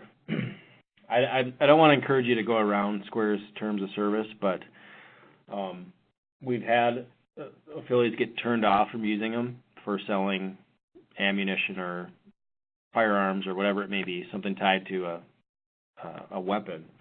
But I know that's just with online payment. If someone calls in a credit card payment, they have no idea what they just paid for. So it's a little bit different. Typically, you can use a credit card for ammunition online, but I'll make sure to click no online payment just to be safe on those. Yeah. The next option there is quantity. I would encourage you to leave that at 1 all the time. That if we change that to 10, it would change it to a times the money bid. So a $5 bid would now be $50. And I think we touched on that at the training. Yeah. But our bidders for a live just auction. don't get it. Yeah. Yep. Our bidders don't understand it. It creates more headaches than anything else. Photo count, you can ignore that. That'll update as we upload photos. Is taxable. Most items are going to be taxable and are going to be, the default will be yes. So, but in Minnesota, clothing would be non-taxable, so we would remove it for that. We can also assign our seller. So if we've created our seller on the seller profile, we can just choose them from this drop-down list. And we can assign a different commission rate on a per item basis as well. So if we have a default commission rate for the seller, we could change it on a per item basis as well. So it doesn't have to be across the board. Does that go back to my question earlier where, say, if you have 3 sellers in an auction, you can differentiate the 3 right here? Yep. You would choose your seller 1, seller 2, seller 3, whoever they are. Depending on the lot. Yep. Or and something like carry over. Yeah, there's probably an easier way to do it than on this page, which I'll show you. There's a batch edit option, which is a lot easier to work with. So. Okay. The last section here is fees. So we can actually, and it will require me to save this before I can add fees, but we can add lot fees. Primarily, those are used for vehicles or four-wheelers if they need to be transferred. Occasionally, you'll have there's a removal fee. We need to get this disconnected. We'll charge $50. That can be added here right away, and that's disclosed right away to the bidder, so they can see what those fees are. Okay. Of course, we can, on the bottom here, Now that I've saved that, I could always go save a new lot, and it would take me right to lot number 12, because I started on 11, and I could just keep going. So that is the most basic way to create your descriptions. It's also the slowest way to create your descriptions, because you're creating them one at a time. There's a lot of clicks involved. But that works for some people. Some people prefer doing it that way. I would not be one of them, but completely up to you.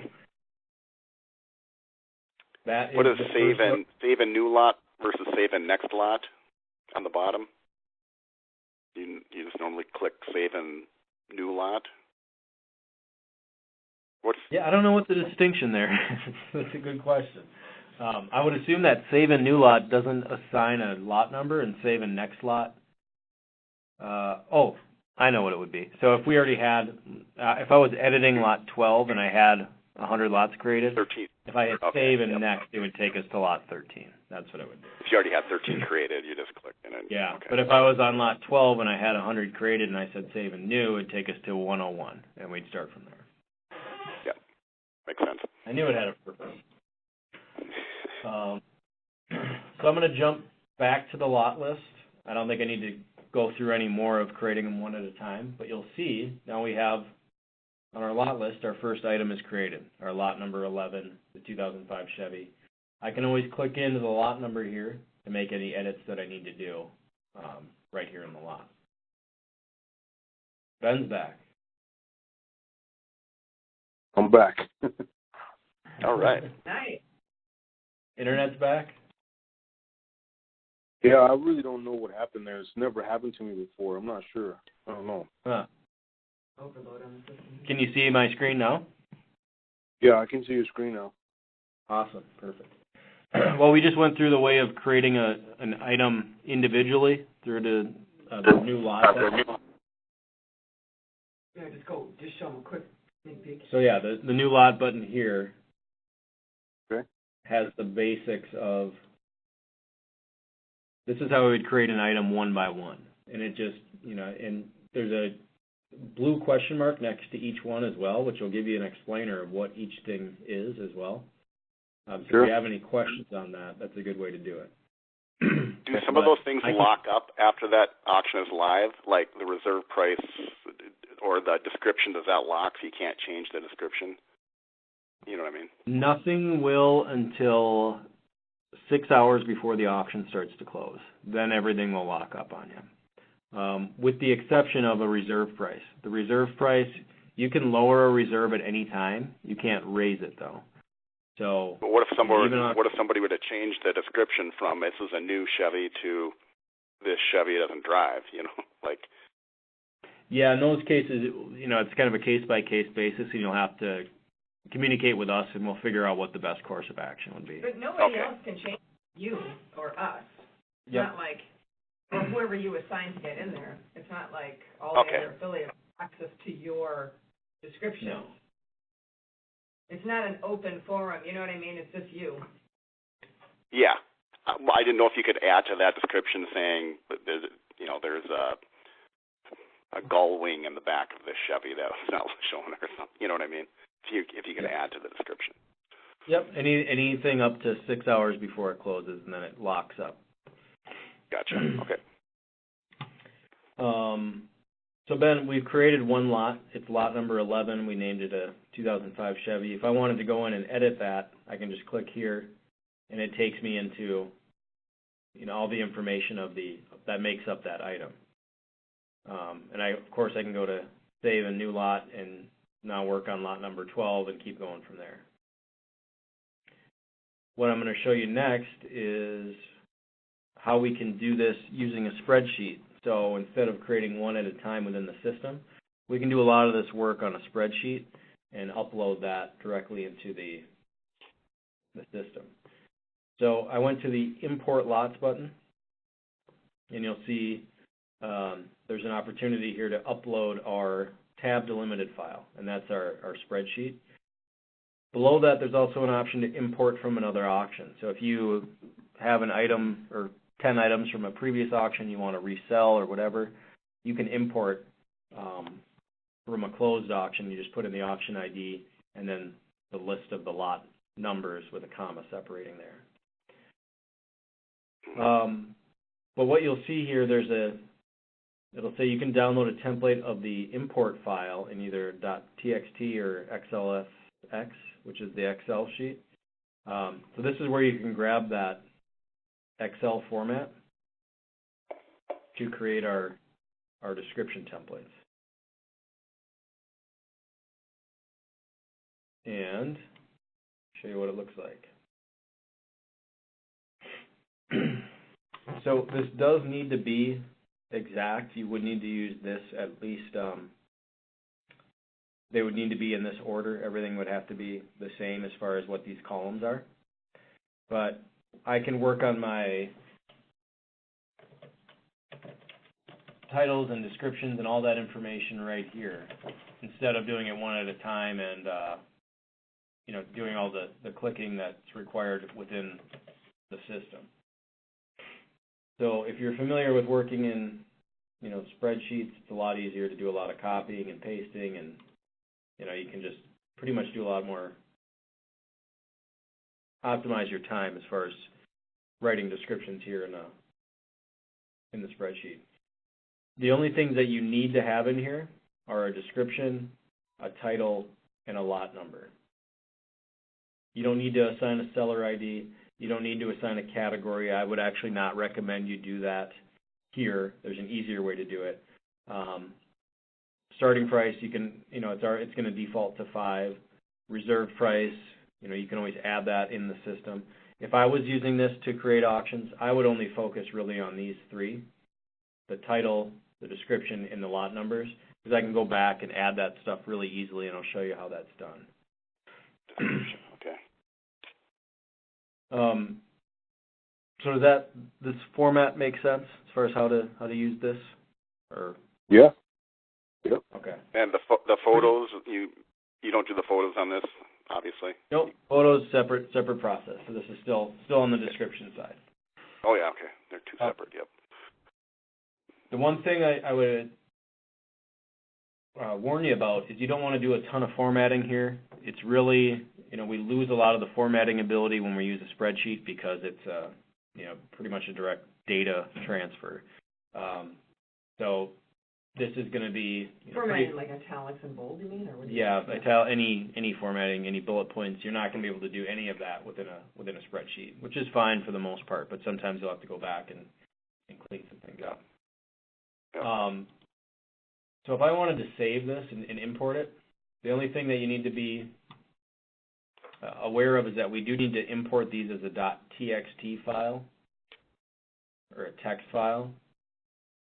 So instead of an XLS, we save these as a .txt. So it's regular text. So technically it's a tab delimited file. .txt is what we would save these as. So I have one ready to go, and I'm going to import it. So I've created one. I'm going to show you what that looks like. So I'll go back to the lot list. We're going to go to import lots, choose file, and then find your description. Copy. And then hit upload.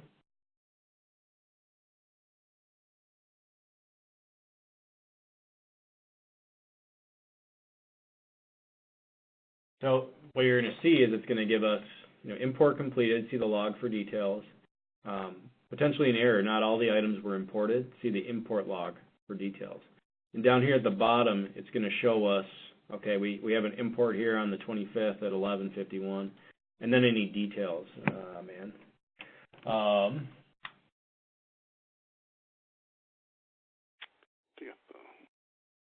So this one failed because I had $1 in as a starting price, which the system doesn't allow. So let me take a look at that spreadsheet and see what I did wrong.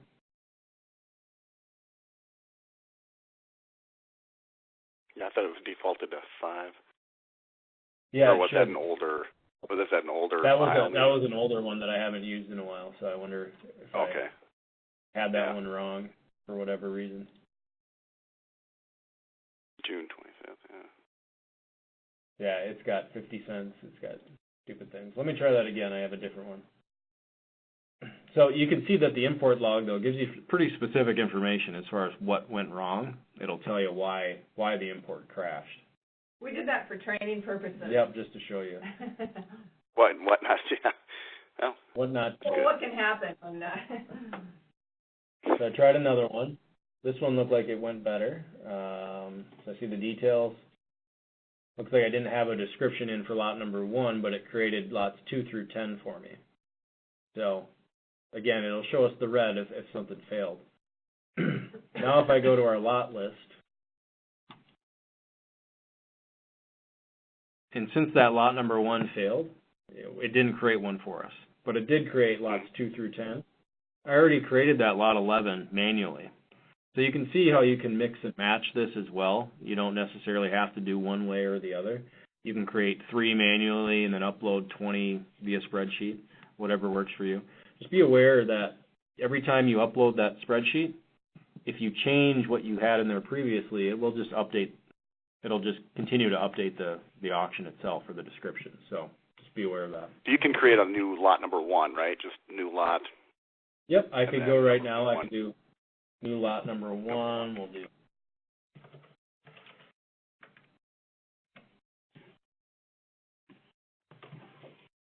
And then save. And now on our lot list, we have our 11 lots created. So if I wanted to go in now to lot 3 and do a little bit more formatting, I can do that as well.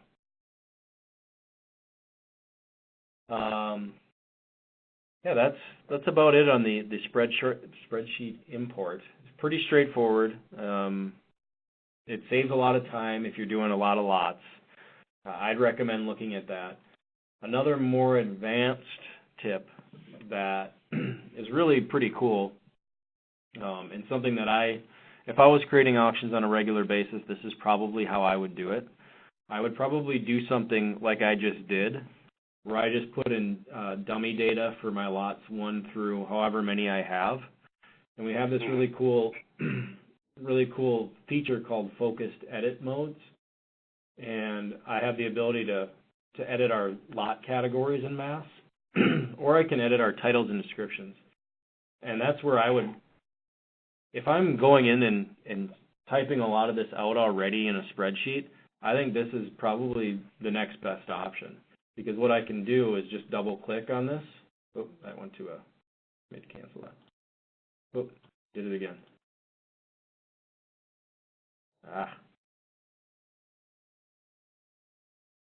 Trust me, it's a lot cooler than that. So I can double click on this and really make really quick edits as well.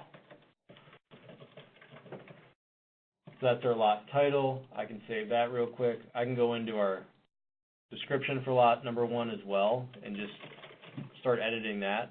It's just as fast really as creating a spreadsheet, but it's already in here. And when we have our images uploaded, it'll also show us a thumbnail over here. So it's really cool. So I've grown to really like that. Again, and there's 3 or 4 different ways you can do this, so it depends on what you like the best. That's just the one that I would prefer. So you don't need the spreadsheet to do this? Or you do? The only reason that I did that was because it created those. So if I had 150 lots, I'd still need to create like their dummy numbers and this test. Okay. I would do that to create those first 150 lots, and then I'd go back in and go and edit it from this page. So I need to. an Yep. extra step, Chris. Hey, why You're would just you saying do instead that? of editing through the spreadsheet, They don't. you are recruiting on the website. They wouldn't exist if I didn't use that spreadsheet to create those 150 lots. I could see the next feature for us to say, hey, I want to create lots 1 through 150 and just put this dummy data in there, and I'll go back and edit it later. That's probably the next progression in this step, if that makes sense. Okay. Yep. I get it. Awesome. So I'm going to jump back to the lot list.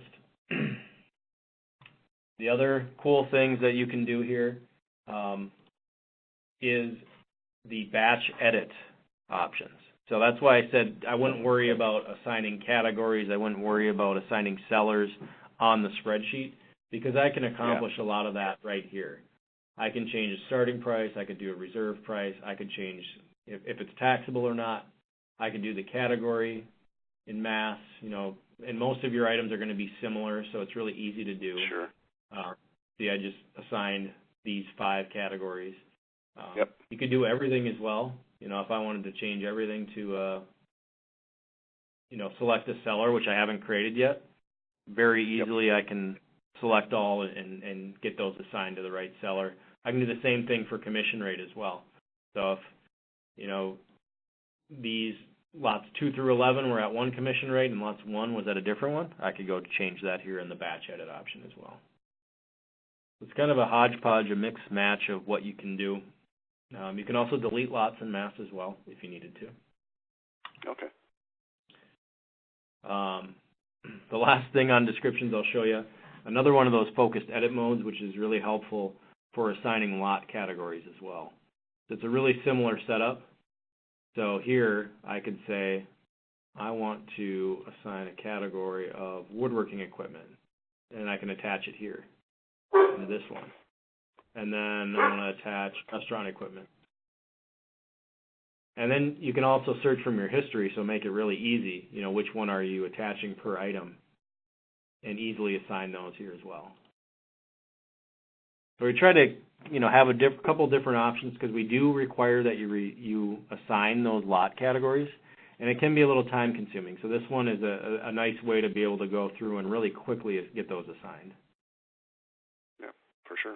And I just save that, and boom, they're done. So that is the item creation, or the description creation process. If you guys are ready, we'll jump right into the pictures next. And get that going. Yep. Probably the easier part of the process, or easier to explain. But I'm going to show you first the way to upload images without using a barcode. So I've taken some photos. I have them on my computer. However you want to do that, if you want to use a Google Drive or some cloud storage, or if you just want to hook up your phone to your computer, whatever makes the most sense for you. What's the I was going to ask you that question. What's just the easiest, I mean, for Google, or what, for uploading photos? Is there one better than the other for quickness and speed? I mean, I know there's a million options, but... In all reality, the fastest way to probably do it is to hook your phone or your camera right up to your computer with a wire and just transfer files. That's probably the fastest way to do it, because like Google Drive is pretty slow actually when you're uploading 500 images. It could take 45 minutes to do. So, but if you're transferring from a cord from my phone to the desktop, it would be a matter of less than a minute for sure. After you've taken the picture. Yeah, after you've gotten the photos. Or, you know, if you had an SD card in your camera, whatever, you know, that would be pretty quick as well. That's probably the fastest way to do it. Okay. I'm a fan of Google Drive because I can get it set up on my phone that every time I sync to Wi-Fi, it automatically uploads my photos. So I wouldn't even have to be thinking of it consciously. It'll automatically do that for you. That's kind of a cool feature they have. Oh, okay. So then it would be quick. Yep. Any new photos on my phone, when I get to Wi-Fi, it'll say, oh, I'm going to upload the new photos to Google Drive, and they'll be there waiting for you by the time you think of it. So it's kind of a cool I think feature. Amazon does that too. Same thing. Nice. Yeah. Yep, Dropbox probably does something too. And Dropbox, yep. All right, so I'm going to go to Upload Images, and we can either drag our photos that we've taken here, or I can just do Add Files and find them on your desktop. And let's do some really cool golf carts I'm going to upload. I hit Open, and then Start Upload. Quick couple seconds, and now we want to go to our Manage Images page.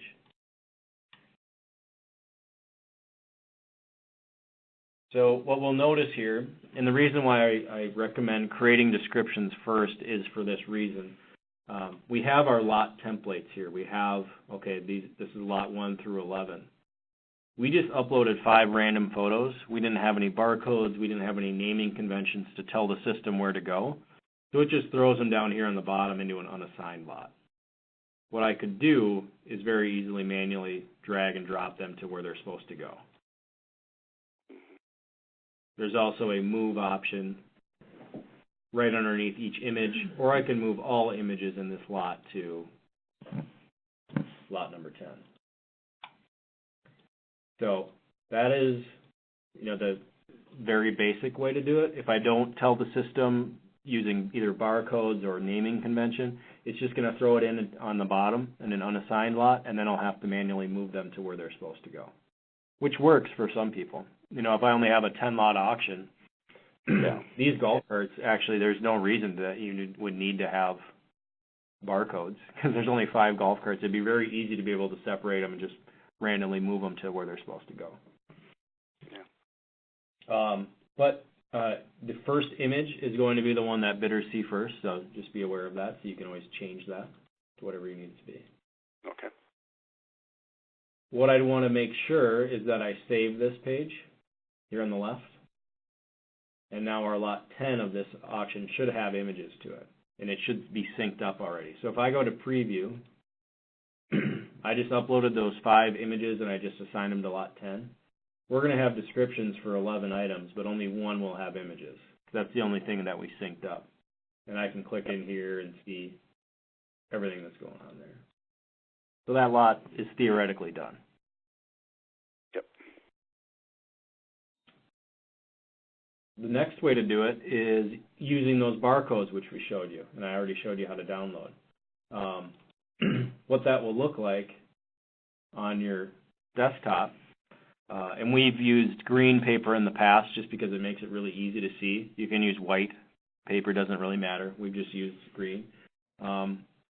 You'll take a picture of barcode 1, your pictures of lot number 1, and then your picture of barcode number 2, and then your 3 pictures of lot 2, and so on and so forth. So they'll be in sequential order. The system will read those barcodes when we upload them and automatically put them into the right spot. But this could be 10 pictures or something, right? Yeah. How many pictures can you use? There used to be a limit of 50. I don't think there is anymore. But either way, 50 is probably overboard anyway. Unless it's a big camper or something. You might need 50, but. That's quite a few.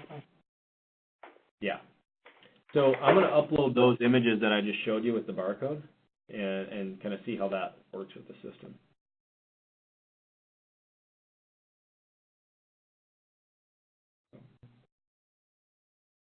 So I just select those items, I hit open, start upload, and it'll be a matter of minutes before that's, well, not minutes, seconds before that's done. You don't need any super huge images because we have to size down images anyway. If they are, an SLDR camera, really high res, all that's going to do is make this process longer for you because it's going to have to take a longer time to resize images and kind of size them down to what works with our system. So those are done. Now if I go to manage images, we will see that our images have gone into the right spot for us. So with the barcode system, what you'll notice is that the programmer will read it, and it'll also white out that barcode. And that's what we want, because that means no one else is going to see that barcode. It's just kind of hidden there in place, and the system read it correctly. If that was an accident, I could always, underneath there's a button that says toggle delimiter on or toggle delimiter off. I can go in and toggle that on or off there. Yep. There's a way, there's an option to crop photos here. If we needed to, we can make adjustments that way. We can change their orientation, move them up and down. There's a move option, and then there's a delete option. We can also delete the entire batch. So if I just had those 69 photos, but they were from the wrong auction, I could just delete that entire batch and start over again. Okay. So what I want to do is just make sure that I'd scroll through the items and make sure that that all works right. That all the barcodes were read, and conveniently here we'll see that in lot 9, it read the barcode for 9, but probably because my image was a little fuzzy, it didn't pick up this barcode for 10, so it thinks this is all lot 9. And of course I already have those 5 images there in 10. But I could very easily just drag these down here to lot 10. And this is kind of a pro tip as well. Since there's already a barcode assigned in this lot, if I hit this button again, it's going to say, oh, that's another barcode. I got to move it to a new lot. And if I put 10 in here, it's just going to merge these two together when I hit save. Does that make sense to both of you? Is that clear? You don't want 2 lot 10s though, so. Well, when I save this, it's going to merge these two together. So it'll just put all these photos in our lot 10 that we've created. If I did 10A, it would create a new lot, but. Okay. That's a little confusing, but when I save this, I'll show you. Okay. I'm going to keep scrolling down, and we'll see There's another one. lot 14, same thing.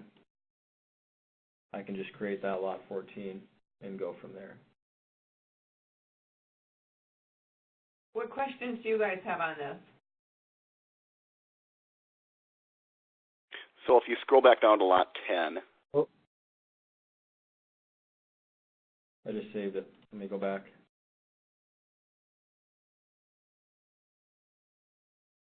So I did just save that, and what it did, so I had 2 lot 10s. It just merged both of those together into that description for lot 10 that we've already created. And I don't know the rhyme or reason as to why it, put these in a mix match. This. Yeah, you don't want those all in lot 10 though. You want the glasses separated, right? Yes. Yep. Theoretically, yeah. Okay. Correct.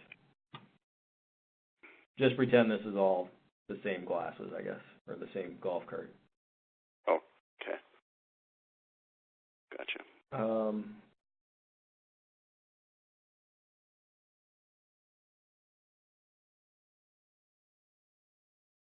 So those are importing right now. I did save that page. If I go to our preview auction, we should see that most of our lots now have images because we imported them. The barcode system did a lot of the work of putting them in the right spot, and all we had to do was hit save, and they should be good to go. But you'll notice that I imported 16 or 17 lots of images, but I didn't have those descriptions created yet. So if I go back to our lot list, it's going to alert us to the fact, hey, you got images here in lots 12 through 16, but those lots don't exist. You don't have any descriptions. Now my options are I can create the descriptions very easily by just going here, or if I don't want them on the auction, I can just leave them in limbo and they're never going to be seen by anyone. So those are really your 2 options there as well. So if I said I want to create my lot for number 12 because I didn't have one yet, and the nice part here is we also have we've imported our photos there, so I can actually look at these if I wanted to create my description.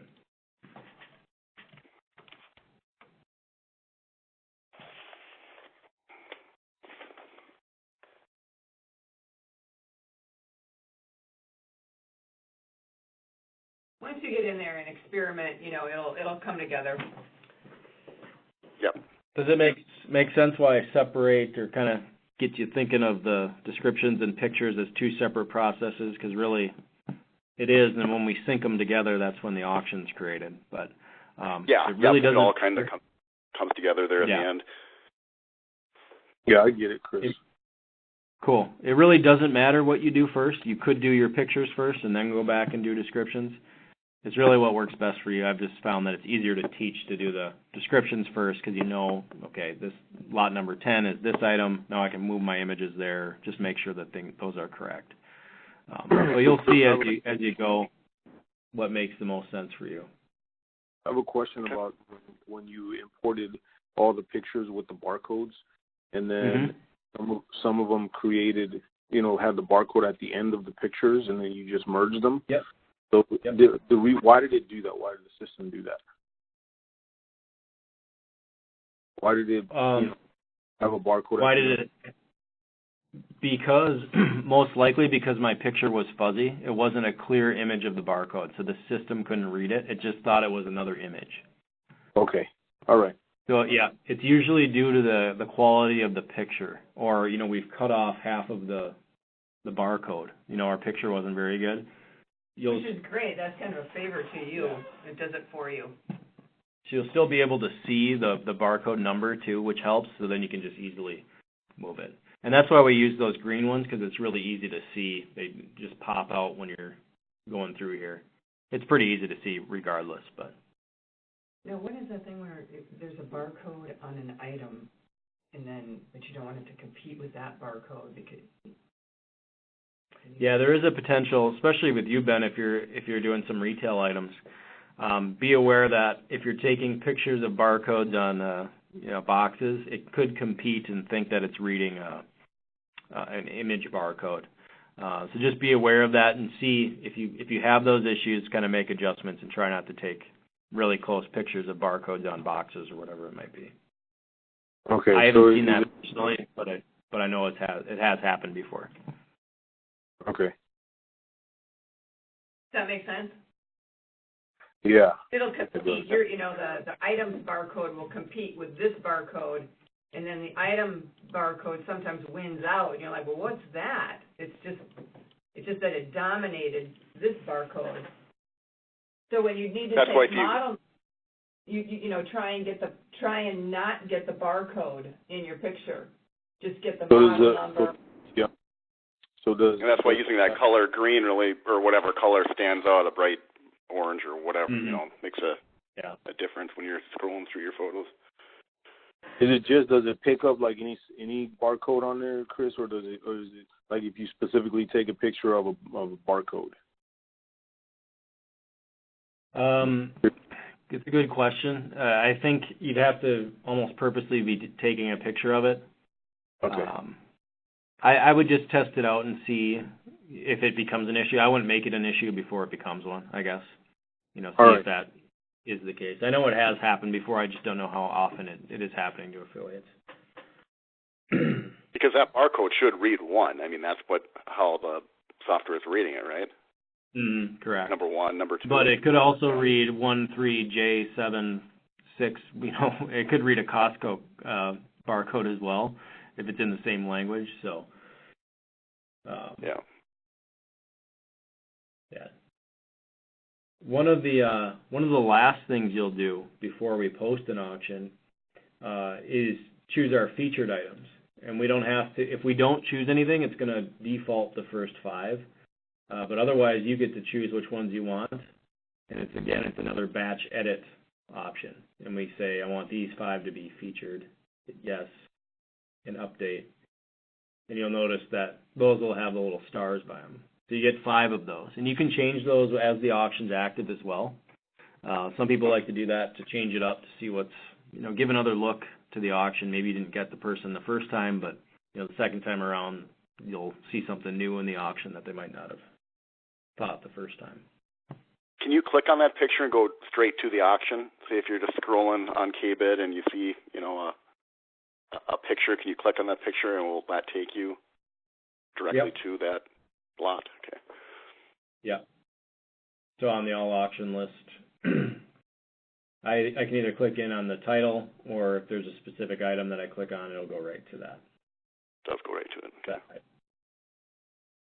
One of the last things I would do then is just make sure to preview the auction, make sure it looks exactly how I want it. My descriptions are good, my pictures are clear, my categories are correct, even my details and my terms. Make sure all that stuff looks the way that we want it to, because that's exactly how we're, the bidders are going to see it. You can also share this URL. So this auction's still in a draft status. But if I had a seller who I was particularly worried that they might be, thinking about pulling some items later, you could send this to them and say, hey, I need you to approve this before we go live. No one else will see it, but you can send a draft auction to someone else and they can view it before it actually goes live. How about sending a link to all of your auctions? Say you have 5 auctions going on at one time and you want to put a hyperlink on your web page? Very easy. We actually have an embed option as well. We'll get together on that. So if you have a website and you just want an updated list of every auction that you have, let me show you. It'll look like this.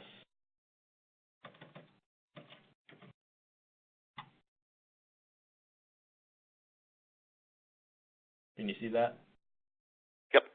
So instead of having to manage that and update it, this automatically pulls any live auctions or active auctions that you have on the site. So there's a link to use for that for.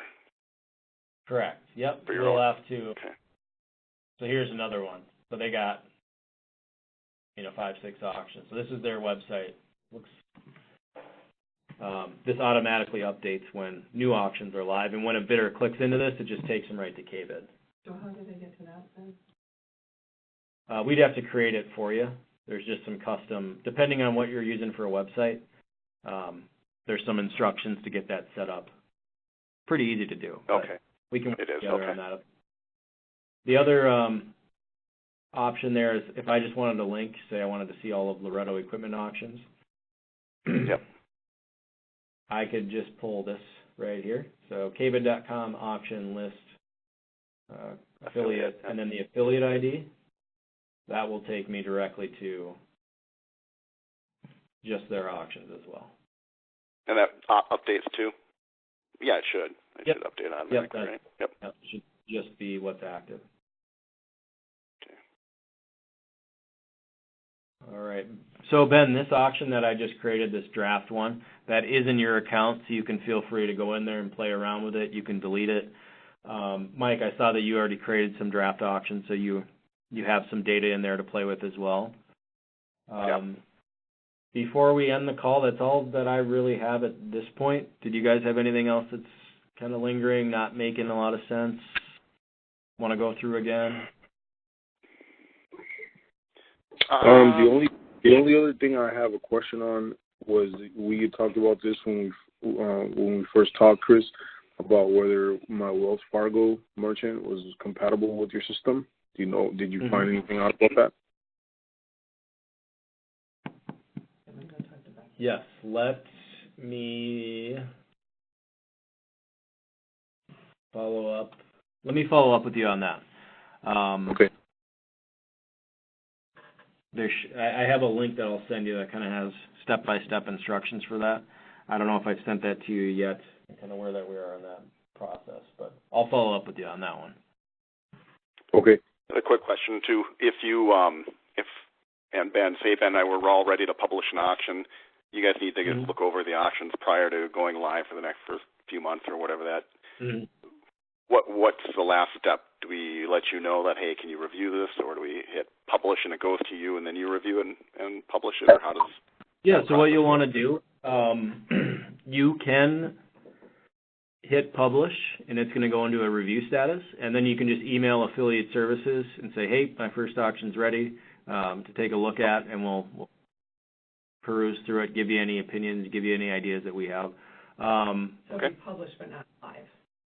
Yeah, it'll just be in a review status. So, yep, when it's ready to go, when you feel like it's good to go, just go ahead, hit publish. It'll be in review. Let us know. We'll go over it together. Okay. My last question, I won't bother you much longer here. What would you guys recommend if I've in the past have done mass business mailings, to get the name out up here? Do you recommend the seller guide that you had in the past, or is there any materials that work better than others when trying to hit new businesses? That's a good question. I don't have a great answer. I would think that the seller guide would be good, but I would also think that a personal touch of, hey, I'm Mike. I'm from the Fargo area. Grew up here. We own businesses. This is our new venture. This is why you should give us a call. I think the personal angle would be a lot more valuable, especially in an area like that, than just here's a flyer on what we do. That'd be my opinion. Yeah, just a generic throw in the garbage. Okay, that's good. I think a combination of both would be good. Yep.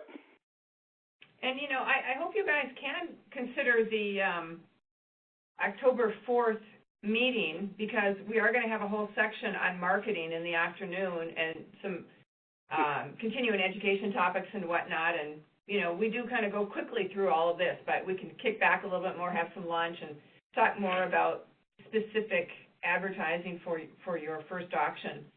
So if you guys can make it, it would be great to see you. And if not, you can always just pick up the phone. We're certainly not trying to rush you through this call. It typically is about 2 hours, but, it's not the end here. It's just the beginning. Mm-hmm. So there's all That's kinds the 4th of, that we're going to be talking about. And what are the times on the 4th? 9 to 3. 9 to 3. So there's an option. It might actually be 9 to 4. 9 to noon, and then we're going to do lunch, and then in the afternoon we're going to do a little marketing 2-hour kind of Q&A. I got some topics I want to cover. Some people have expressed interest in Facebook ads and learning how to do some of that. Pretty informal. We're going to go through a couple of those things, and should be good. Should be fun. Is there an option just to come in the afternoon? Yeah. There is an option if you just want to hit the marketing in the afternoon. Okay. We're going to have a Q&A in the morning, and we'll talk about some of these continuing education courses and what it is you want more of. But it's all going to be pretty good, and you'll get a chance to meet about 15 to 16 other affiliates as well. Great. I will see if I can make that. The marketing piece that you talked about in the afternoon, you're going to be talking about how you help affiliates, from a marketing standpoint. Is that what you're talking about, or just in general? Yeah. So there's going to be part of it is going to be aimed at selling your seller, and I'm going to get some more case studies of auctions that have done really well with our promotion, just to make that process easier if you're talking to a potential consignor. Hey, this is why you should do it. We're also going to get some of the basics of creating Facebook ads. Some people have expressed interest. Hey, I just want to promote. I've been boosting posts for a while, and I think I'm wasting my money. So I just want to get into some best practices that I've seen, some targeting options that I know work, and some ad content and types of ads that I see work better than others, and different things like that. Okay, and then go ahead. You had talked before. Go ahead. You had talked before, Chris, about like tailoring it for my business, like, and you actually do that for our business. I think I am interested in that, and I don't know, when I'm ready for that, how do I go about just send you an email, we get together, or how does that work? Yeah, so if it's promoting an auction for you, absolutely. We'll by the time you have that auction put together, I usually like to get together with the affiliate and say, okay, what do we expect out of this auction, and that will kind of help us formulate a budget and figure out what the best point of attack will be. So yeah, absolutely. We'll take it on a per auction basis, and some affiliates just have a plan. I have a handful of affiliates that say they're working primarily with consignors, but they'll say, this is my budget for this auction. Go ahead, do what you do. And we're at a point now where they just trust that, I know I'm going to spend that money wisely for them. I'll work together with you to figure out something that works and make sure that we're sharing what the results are, and make sure that the dollars we're spending are bringing us return. Ultimately, that's the goal, right? So. Great. But what Chris said, and you guys are no strangers to this, is this really is a referral business. And while the Facebook ads and whatnot really, impact, it still continues to be that face-to-face, hey, I'm new in town, and having some of your sellers trust you with the process. And then the ads will then, increase the amount of bidders that come to your site. But in terms of building your business, don't forget about the good old days, when it was just a phone call and a handshake and a passing out your card, because that's still very pertinent in this business. And I mean, that's what, Chris has been around for a long time. They've been in this business 30 years, and that's what I'm learning from them is it's still a lot of just face-to-face. Is that right, Chris? Yeah, on the seller side. The buyer side, Yeah. That's all, that's what the Facebook comes in and works really well. The seller side, it's very hard to get someone to commit to selling with you without that face-to-face interaction. At least getting the first phone call or first handshake. That's where you need to be. Got to work for every sale. Yeah. And then one last question for me was that email was affiliateservices@kbidmail.com. Is that right? Yep, k-bidmail.com. So I think I'm on going the to send you guys affiliate both. knowledge.